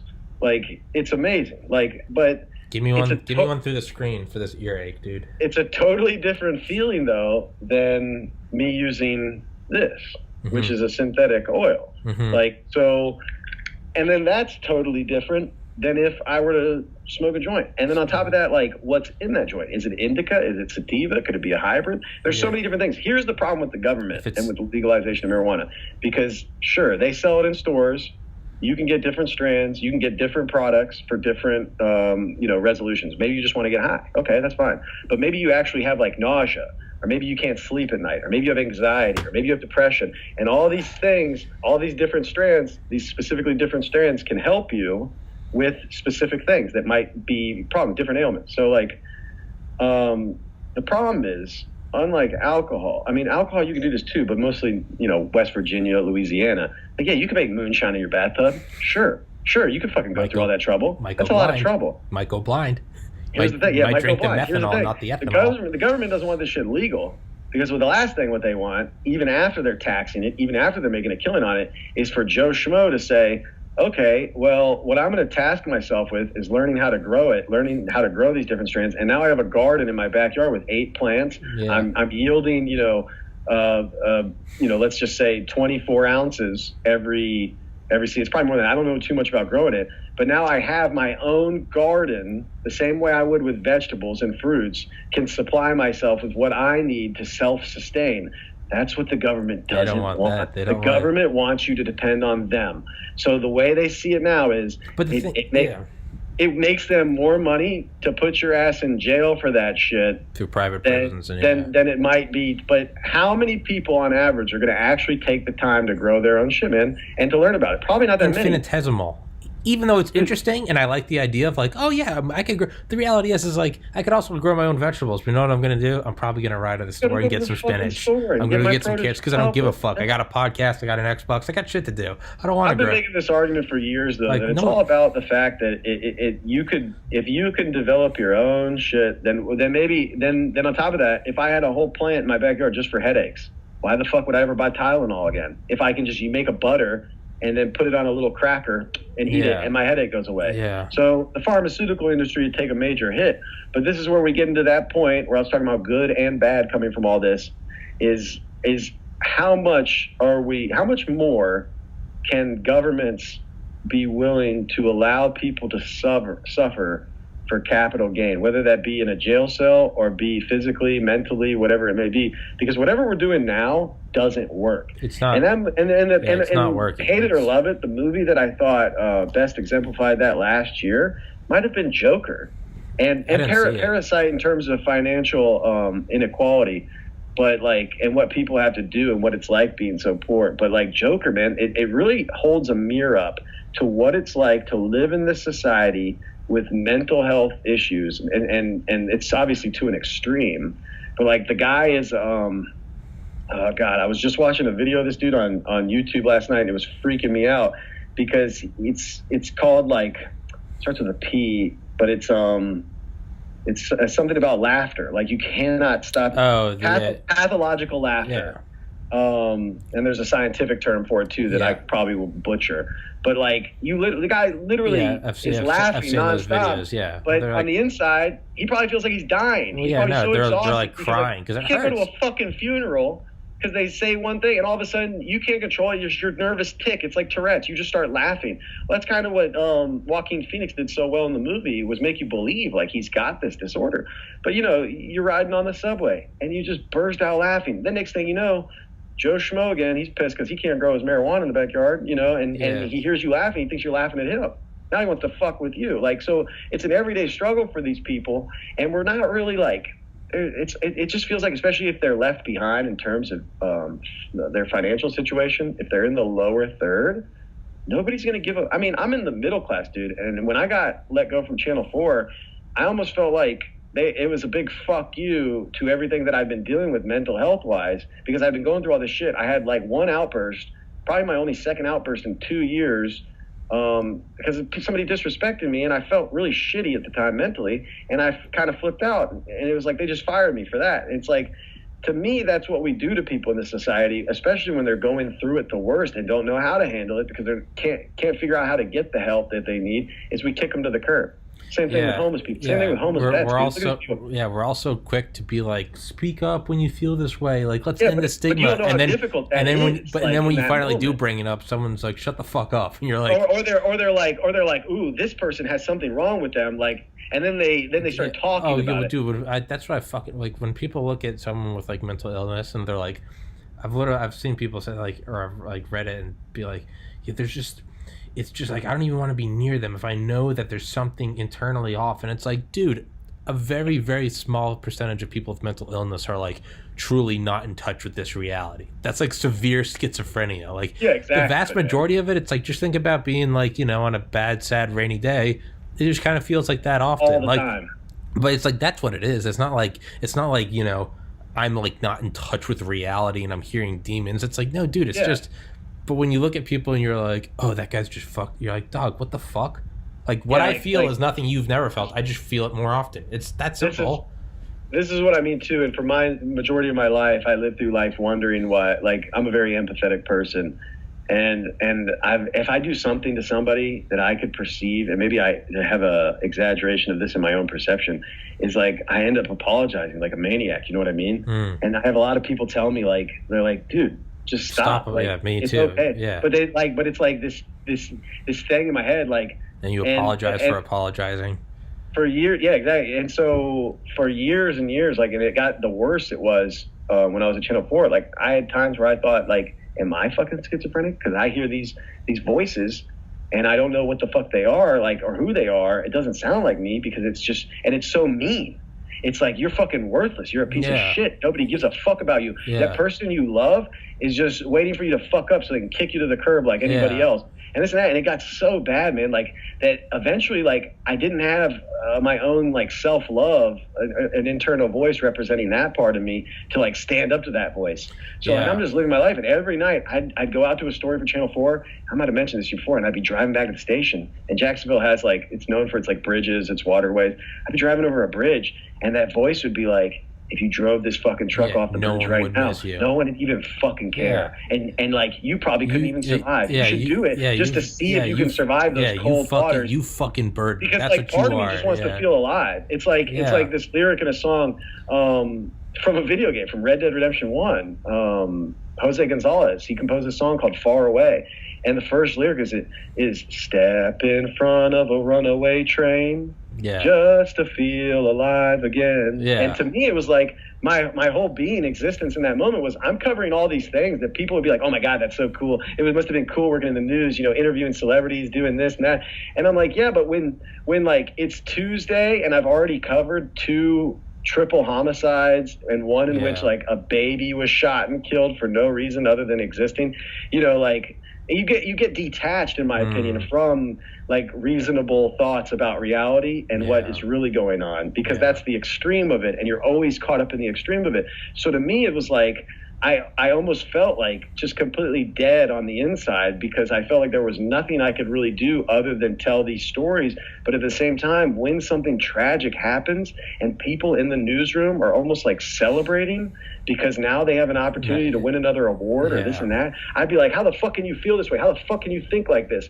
And my entire life, I spent 20 plus years, probably 27, 28 years of actual rational thought. So not that long, but like 20 years of rational thought, because I don't consider me before like 8, 9 years old really rational thought. It's hard to do. I don't think the first 10 years. I had a close friend of mine die when I was 6, drowned in a pond, froze to death. So to me, that was almost, 6 years old, 7 years old is when I felt like this adult part of my brain start thinking about things that I don't think little kids should think about, like death. It's the big one. Like, and it was like, all these fears you start developing, and then you start becoming jaded towards people.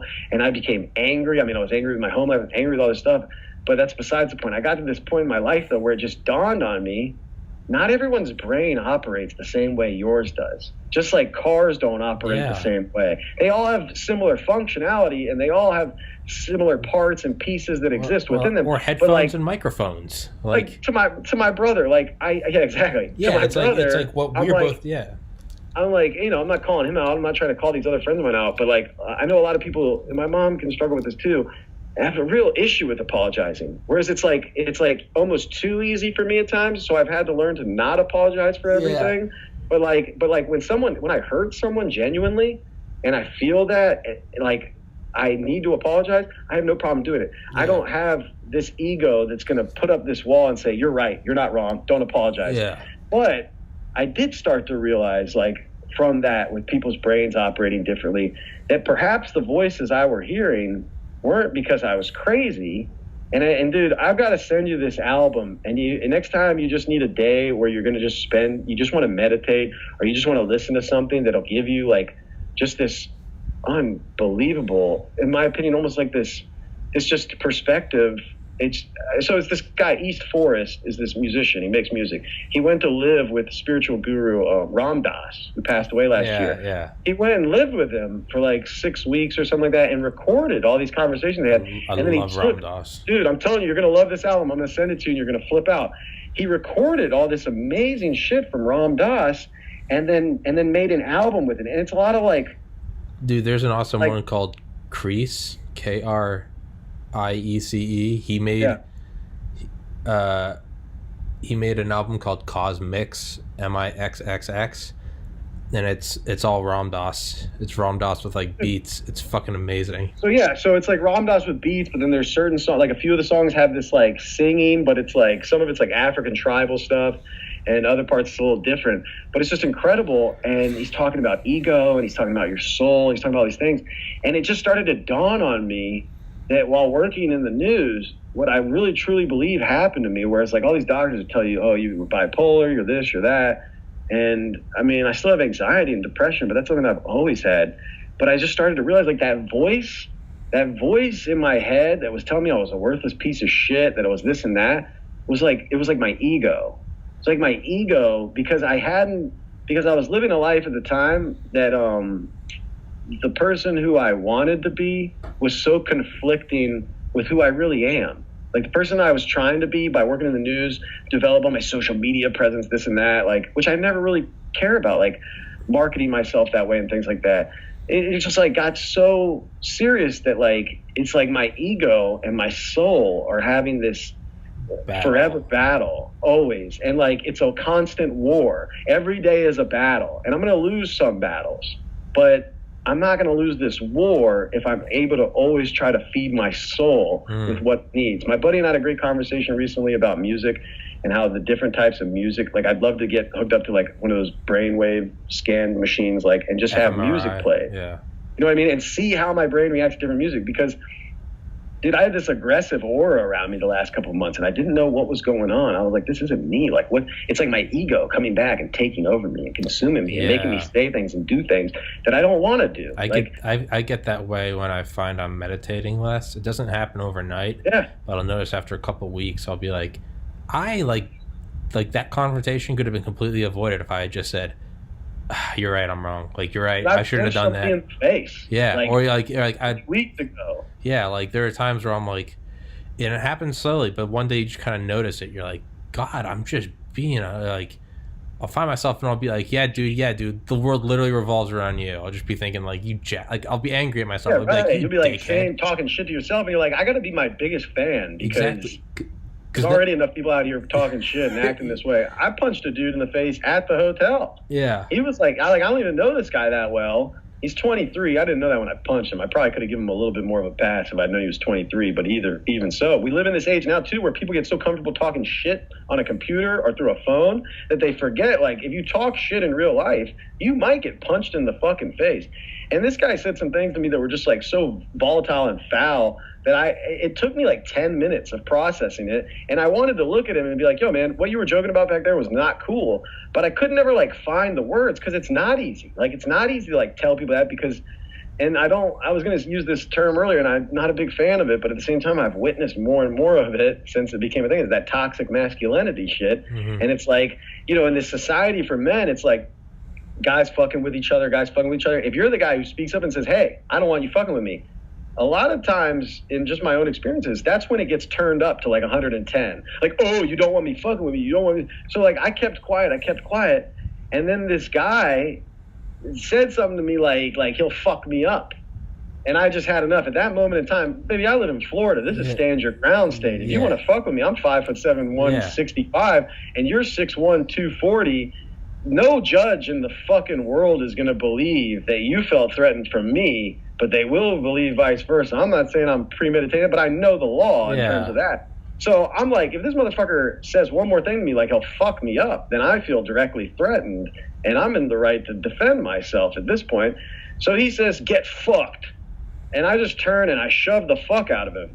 And I'm like, and I don't even say anything really, because normally when I push somebody and I just look at them with that crazy Italian fucking rage, they're like, oh, I was just kidding, man. I'm sorry. I was just kidding. Like, please, let's not escalate. But this dude, 6'1", 6'1", whatever, 240, turns and like squares up to me. And he's like, oh yeah, it's going down. It's time. He takes one step. And this is when, like, I've never really trained in martial arts. I watch a lot of MMA. I watch some jiu-jitsu, combat jiu-jitsu, stuff like that too. Boxing, big-time boxing guy. And I've, like, fucked around before. But everything slows down in that moment for me. And I say to myself, if he takes one more step towards you, you got to fucking defend yourself. Because this is a big guy, and you don't know if he's going to try to tackle you or what he's going to try to do if he gets on top of you. I don't know jiu-jitsu, dude. I'm probably going to be fucked. I'm going to wear myself out by panicking or something because I don't get into those situations often. I don't train, so I got to be careful. Well, that second step he takes next to me, and I just, you know, I've had this happen to me like 4 or 5 times in my life when, like, I knew shit was about to go down, and I'm like, I can end this. Like, so I only think it was really like 60% of my power in terms of that, but I hit him with like a hellish right hook. Boom! Fucking hit him right in the face, right in the jaw. His glasses go flying off his face. And now he comes back too and is like, dude, I thought we were just joking. And I was like, I looked at him in the eye and I said, not once did I say one fucking thing to you that would warrant any kind of fucking, you know, repercussion, like you coming at me the way you have all day. And I'm not fucking doing this anymore. So finish setting this fucking room, because that's what we do for the job, and fuck off. You know what I mean? And I came back. I mean, it took me 5-10 minutes to calm down. I was like, I fucked up. I'm like apologizing to people. And most of them are like, dude, if somebody said that kind of shit to me, I don't know how I'd respond. Like, that's terrible. Like, that you even had to, like, deal with it. And so like, but in my head, I'm like, God damn it. I'm so mad at myself because I'm not this person anymore, but I've had this aggressive aura around myself. I knew that. And I still let myself get pushed to that point where I like physically acted on it. Yeah. It's the worst feeling when you lash out and then you're like, why did I do that? And I work with all these dudes who are like 25, 26. None of them have ever even thrown a punch at another person before, but a couple of them talk shit. Like they're like, Steve thinks he would take me in a fight. Yeah. But I blah, blah, and I'm like, look, motherfucker. I think like I don't think that. I know that, but I don't even like expressing myself this way. That's not me anymore. I think all that stuff is super beneficial because I try to look at it as like a battle with myself. I look at it and I'm like, I don't even look at it as like, can I fight this person? I look at it and I'm like, are you tough enough to keep yourself calm? That's it.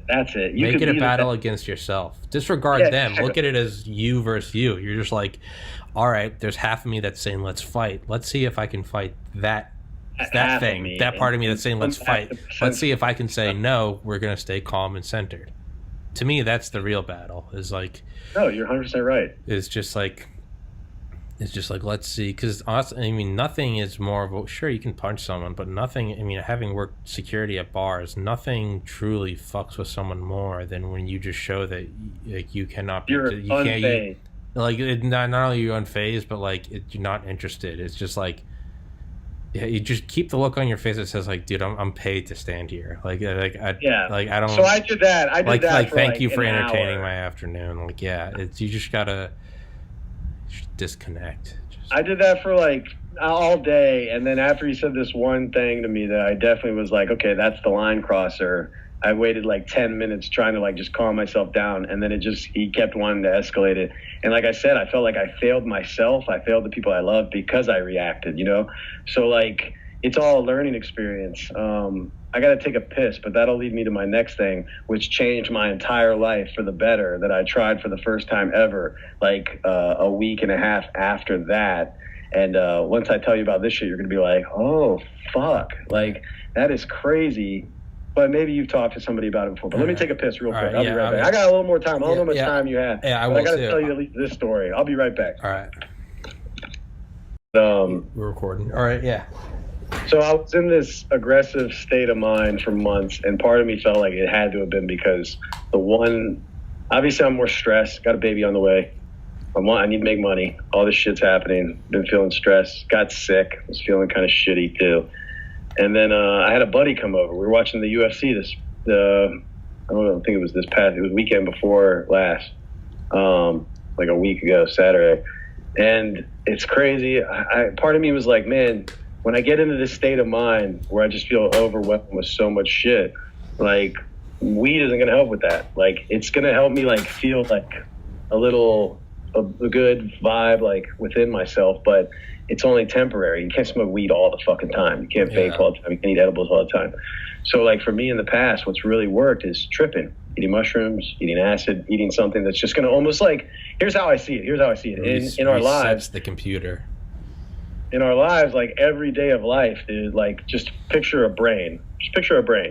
Every day of life, with our interactions with each other, with our own internalization of certain thoughts and feelings, essentially our brain is just this floating nothing. Imagine a blank room, nothing.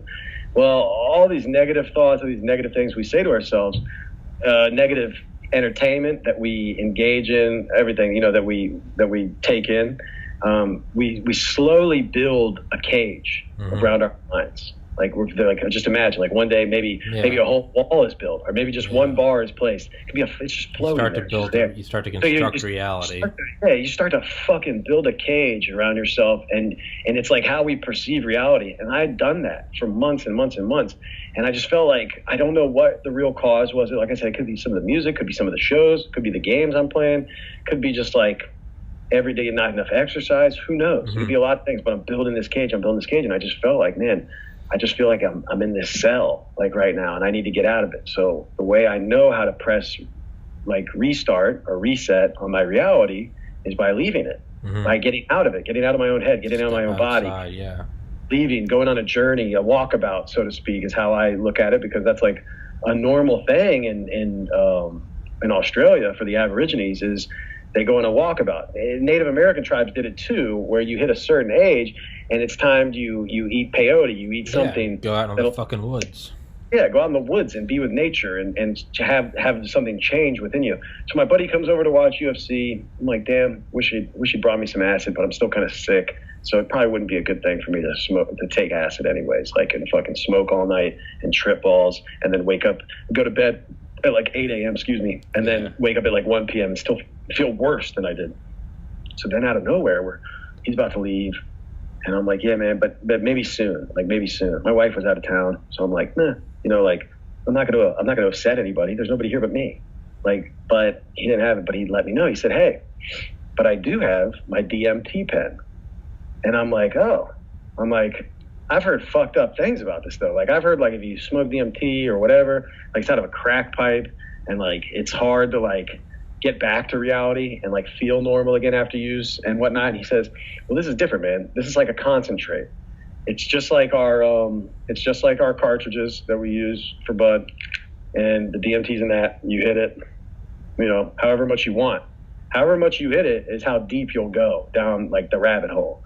You don't have to hit it more than once. You'll feel something, but how deep do you want to go? I've told you I've got the Philips Hue lights. They like change colors and shit. Well, so I'm like, okay, I guess we're doing this. I put the Ram Dass East Forest album on that I mentioned to you because I'm like, this is what I've been like when I do meditate, rare occasions, this is what I've really enjoyed listening to lately. I throw that on, we come over to the couch, I take the pen, I rip it once, almost like instantly. I can't even like keep it in. Like I rip it, he's like, you have to hold it in. I rip it, and I'm like, I'm sick still though a little bit, so I can't hold anything in too long. So I'm like instantly like, oh God, oh. I'm like, oh dude. And in my teenage years, salvia was a big thing. You get your hands on it, like Love Shack and those stores in Georgia that had all that shit. And salvia always like overwhelmed me for like 45 seconds, and then it was over. You know what I mean? But I was kind of felt screwy afterwards. That's something you smoke. Yeah. Smoke salvia. One time I smoked salvia, and literally I was on like a third-story deck at a party, and I didn't even know it was salvia. Somebody just handed me a bowl. I thought it was weed, and I ripped it so hard, and I was like, but it's like almost as if like, and this is terrible to say because this almost like scares people away probably, but when I took salvia, like I could almost like feel it in my veins. It felt like almost like rushing over me. Like I imagine the same feeling would be if you were about to be executed by lethal injection. Like you feel it rushing your veins, like, oh, something's changing in my like anatomy and my being. So I got that feeling. I hit the DMT pen. I was like, oh my God. He said, just close your eyes, man. Just close your eyes. And I'm like closing my eyes. I'm like, oh my God. Like I feel this like overwhelming, like almost if like something is replacing my blood or replacing like what's in my veins right now. And it's I can feel it going from my fingers all the way to my legs. Through the back of my neck, like just everywhere. I'm like, oh, what the fuck is happening? I hit it again. And then I had the single greatest experience I've ever had using any kind of drug. Man, and I mean, I've smoked opium, I've taken mushrooms, I've taken acid. I never did peyote. I really wish I had been around people who take peyote. I've smoked all different kinds of weed, you know what I mean? Like done drugs that I'm not proud of, that I don't even want to admit that I've done, you know what I mean? Like, so a plethora of shit. And but this was the single greatest experience I've ever had. And I haven't listened to a lot of the Rogan stuff where he talks about it for long periods of time, but that's where I've heard it brought up or referenced before. So I didn't know what to expect. I hit it a second time. That feeling is like rushing over me. It's like a euphoric warmth. It's like almost as if like when you like feel chill, you're not cold. You feel chill, and then somebody else wraps a blanket around you. And like, oh, so warm now. Like I'm sitting there, and it was insane, man. I'm like looking in my head. My eyes are closed, and I'm looking in this blank room, and it's like there's just this item. And what sticks out to me the most was that it was like a green cone, and it had textures all over it. I can shut this door if that dog gets annoying. But it had, you didn't hear it? Okay, I can't hear it. It's like a green cone, and then like without me even meaning to, it starts changing to another shape and a different color and a different texture. And it goes on, man, for like, mind you, the funniest part of this whole story is that we did it at 1:45 a.m. This was the night of the time change. So time went ahead an hour. So I'm like, I like wake up like 20 minutes into it, 15 minutes into it. I'm like, oh, let me hit that pen again. I hit the pen again. And now I'm in like an all white room that just has 2 benches, white couches, like lining the side. And now it's changing colors and changing textures. But this entire time, I never felt such like, I said, like euphoric peace almost. Like I was in this state of like I'm not in my body. I'm not my body. I'm not my mind. I'm just my soul now. I'm just existing. I've been there a couple times in meditation, and it's like a different dimension. Yeah, and I've been there only once in meditation, and I've explained this to that friend of mine again. But like like when I snap out of it, and I look at my phone, and my phone says 3:15 a.m. I'm like, oh my god, we've been in there for an hour and a half, dude. He's like, no way. So then I go into my text and realize I texted somebody right before we did it, and it had only been about 30 minutes. Dude, there was no withdrawal. There was no like depression or anxiety afterwards. It was almost as if like all of my mental health issues were gone. Like and then like this lasted for like several days. This feeling after this post feeling of like I'm at like peace with everything in the world, and nothing can offset that. And now I'm back to like my that I desire to have around me at all times. And it's just like, I don't know, it's just like something that I would explain if I could only use one word. It'd just be pure. I felt pure. Like I felt like uninhibited by like my own fears, my regrets, my worries. Like all of this was gone, and I just felt amazing. And I just felt like, man, if somehow we could replace all the like pills the doctors tried to give me when I was going through my depression and all that shit, like the deepest I've ever been in that, as an adult. Well, this might have been able to solve it. Like it was like to that point where I was like, I had no desires to do it again. Like in the moment, I still don't have it. I'll do it again maybe one day, but it's not like I'm like, oh, let me get more. Yeah. Like it was just so different, man. And I honestly like woke up the next day with like what felt like a new lease on life, like a whole new perspective, you know, and like a whole new living in an entirely new reality that was like an adaptation of what used to be, but now it's something like I'm at peace. Yeah. And like I'm the only times I've ever been able to gain that, through meditation. But this was as simple as just like, and I was like, and just it was like I said, I felt like I transcended this dimension and was somewhere else where like everything and anything that exists here on this plane didn't matter. Yeah. And what mattered was the exploration of my own like soul, not thought, not being, but like the soul like left and I went with it. And then like I said, when I came back, my buddy and I would just have big smiles on our faces, and we just talked for like 30 minutes about the warmth and like the places like that you could go. And I'm like, dude, the most dangerous part about this would be like not stopping yourself from going too deep. I feel like, you know what I mean? Like, I feel like if I did it for hours or something like that, that's when it would be like so difficult to come back to. It was amazing, man. And I'm like, this is something that exists in this world that, you know, most people, and I hate saying that, most people, because what do I know about, you know, percentages of people knowing about things? But like, most people I know have no idea about this shit. You know what I mean? And I'm like, man, it's just, when you take psychedelics and you come back and you're like, does anyone know that this exists? There's a real thing to this doorway. Like heaven exists right here. It's right now. It's up to you. It's not this like ethereal thing that happens when you're dead. It's like heaven exists today, this afternoon. It's just a handful of mushrooms away. It wasn't like intense, like trippiness. It's not. Wasn't, like to me, because like when I eat, like even when I take mushrooms, sometimes like it's just like, and I haven't taken them in years, but it's like it's overwhelming. Whereas like because I'm like it's like half the pants on, half the pants off, because I'm still like overly aware of my thoughts and feelings when I'm on mushrooms. When I'm on acid, it takes pretty much all that away, but I'm still here. I feel great, and I'm like feeling things and swirls and all this and that, and colors are popping, and it's amazing. But this was like, it was like those are the only things I can compare it to. But this was still like so drastically different, because it felt like I like I said, transcended my existence and left for a little while. And then I came back, and like I said, it was like all that aggression, all that anger, all this like rage inside of me just seemed to be gone. And I'm like, is it going to come back if I start like doing the same things that I was doing before? So I have to be mindful of it. I need to do more meditation. I need to get back more into yoga. And there's no reason why I can't right now. You know what I mean? Because like I'm off work.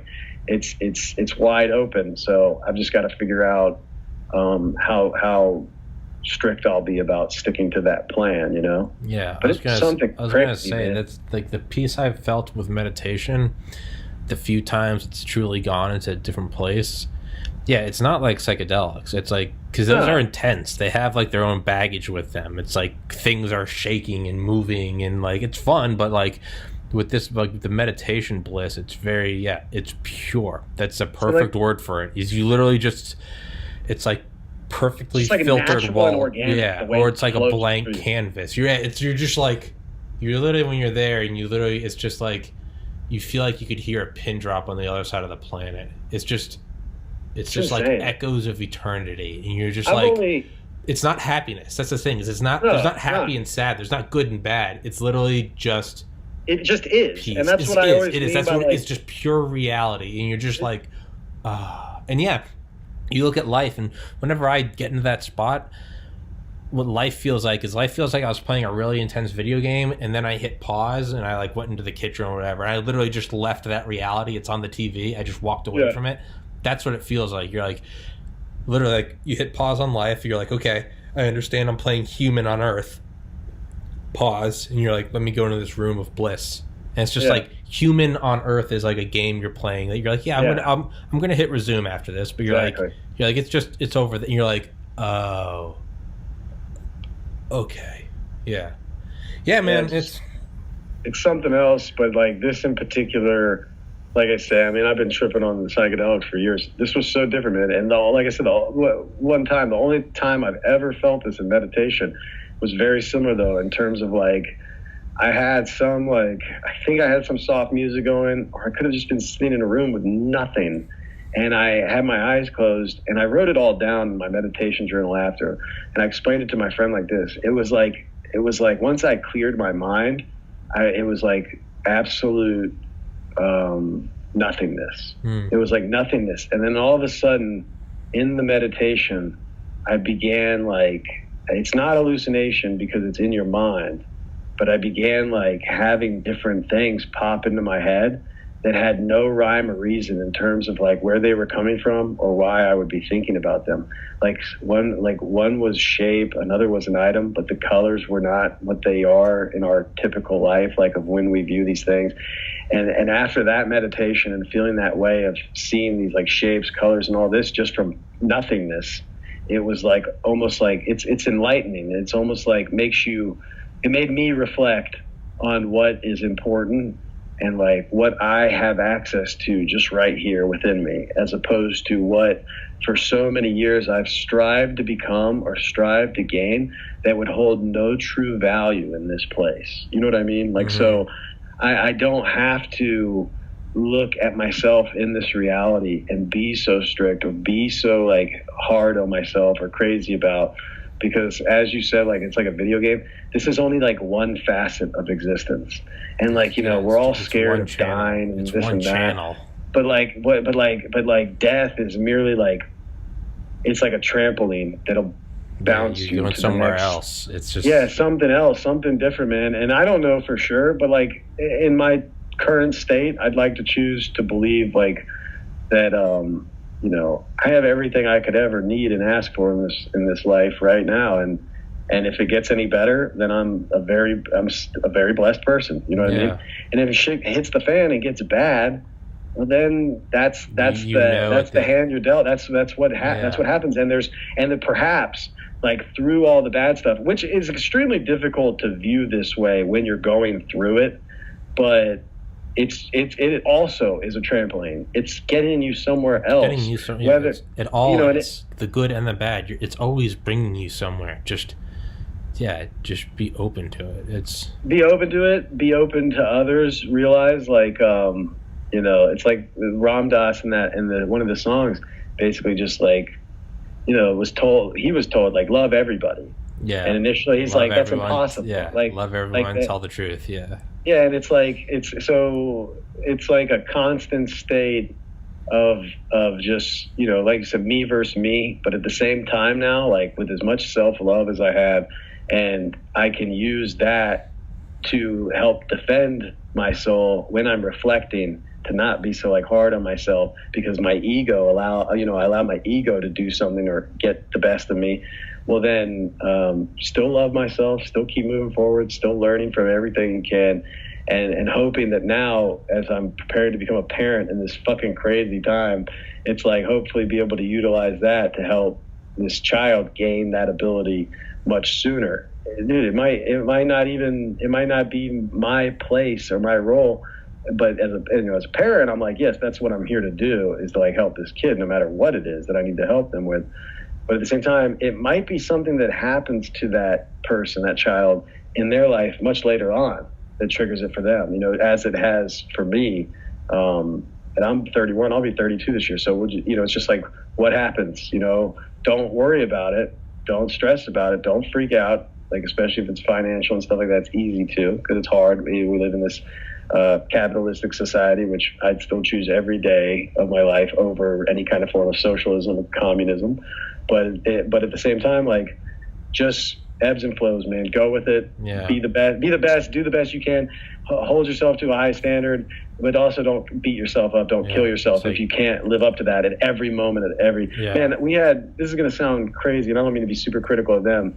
We had 2 conferences going on last Wednesday. One was PGA Marketing Forum. That's where I was. But then some of my coworkers were in the Fellowship of Christian Athletes conference. And the guy basically said that, like, what God expects of you is perfection. And this and that. He was like beating this into these kids, these like young kids. And I'm like, the same way Catholicism and the way I was taught it, like, kind of fucked me up. Yeah. I feel like I worry for kids being told things like that, because it's like, we're people, we're going to make mistakes. You're going to have impure thoughts. You're going to have all these things. But if this person's telling you that if you have an impure thought, you're not perfect, you can't get perfection, and perfection is the only way to be, well, then what you're setting, in my opinion, these kids up for is feeling less than all the time.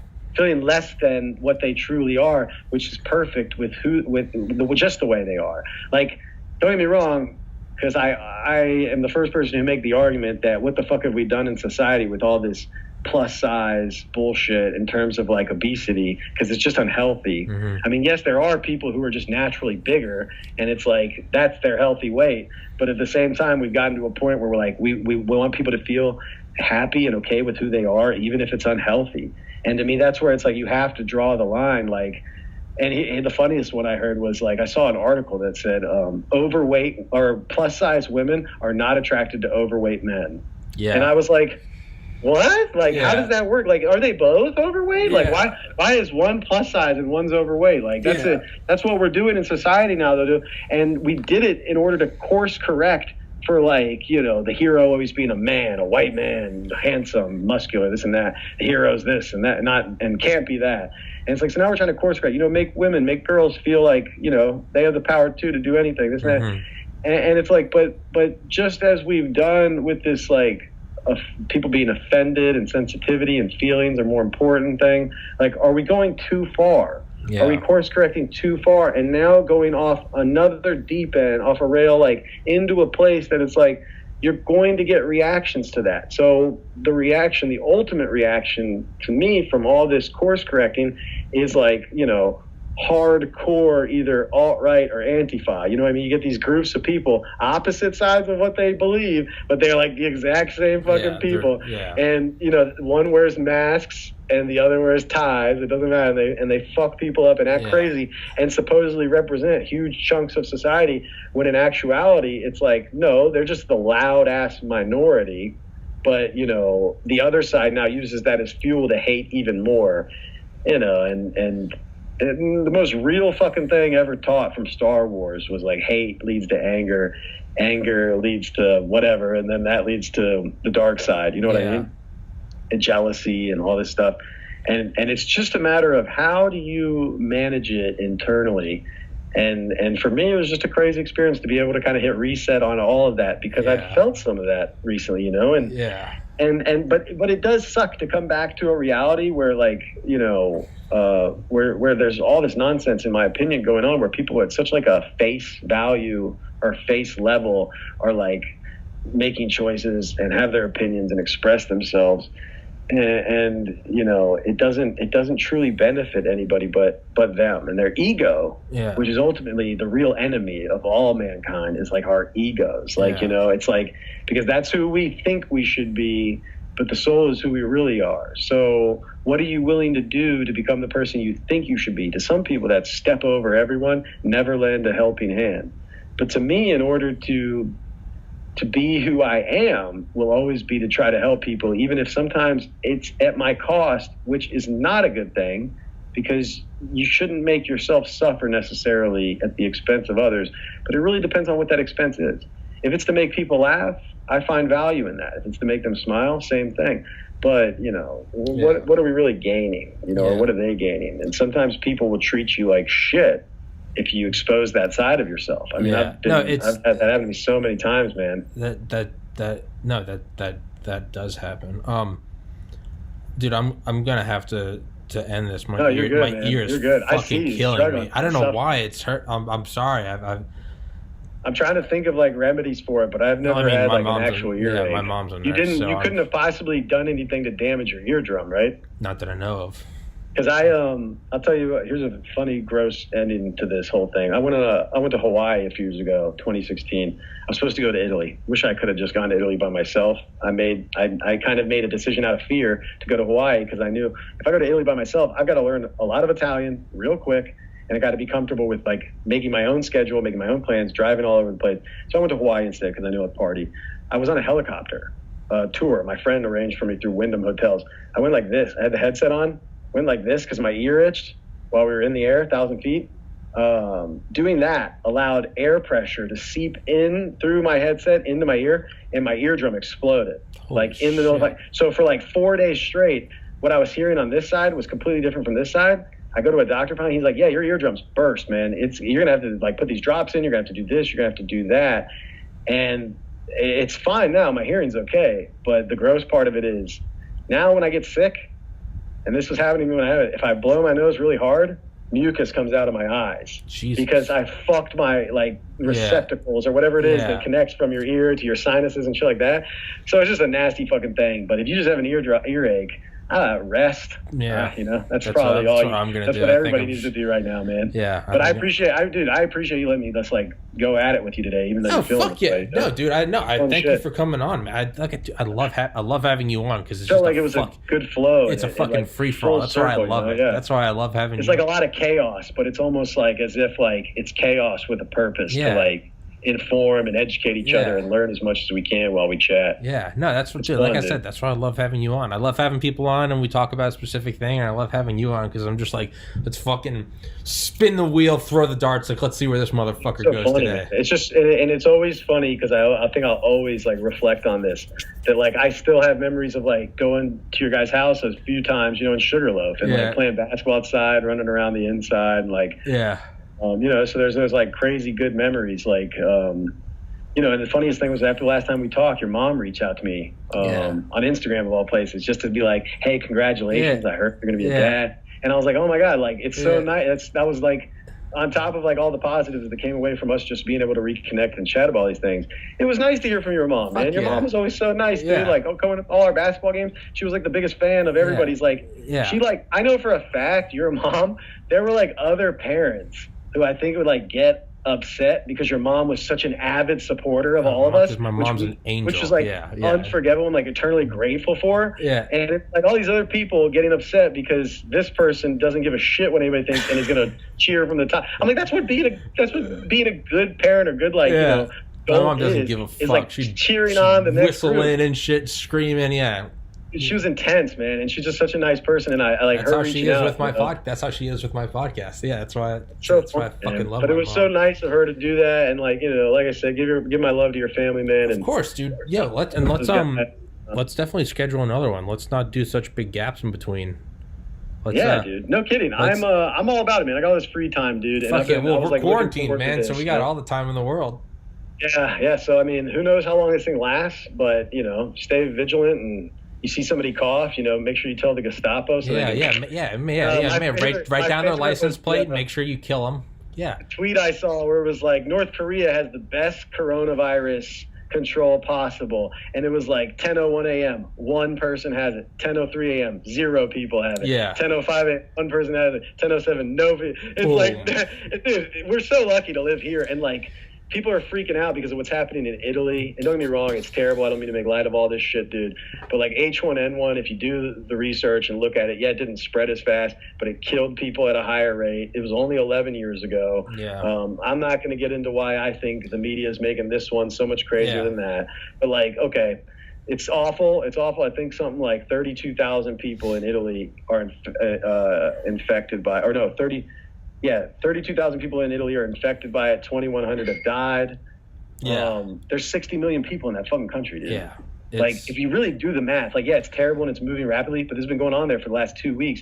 And damn, that's a big ass bird. Only 2,000 people have died. Like, I know, only. That's terrible to say. Yeah, but I'm just saying. And on top of that, the people who are dying are 70 plus with prior conditions. Yeah. Like, and this is something I want to talk about. We didn't really get to, but it's like 70 plus with prior conditions.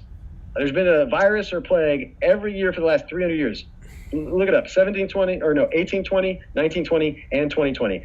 To me, man, to end all this, like, and this is going to sound like a real asshole thing to say maybe, this is the Earth, dude. The Earth is, if this wasn't Chinese people in a lab making something to kill off undesirables on purpose, old, poor people who don't have health care, which I totally could see the Chinese government doing, then this is just the Earth reacting. It's an organism. It's a living organism. It's killing off its weak bacteria that doesn't belong here. Us, the fucking people who are fucking weak and old. And you know what? If it was kids under the age of 10 who were most in danger, then I'd be freaking out too and panicking.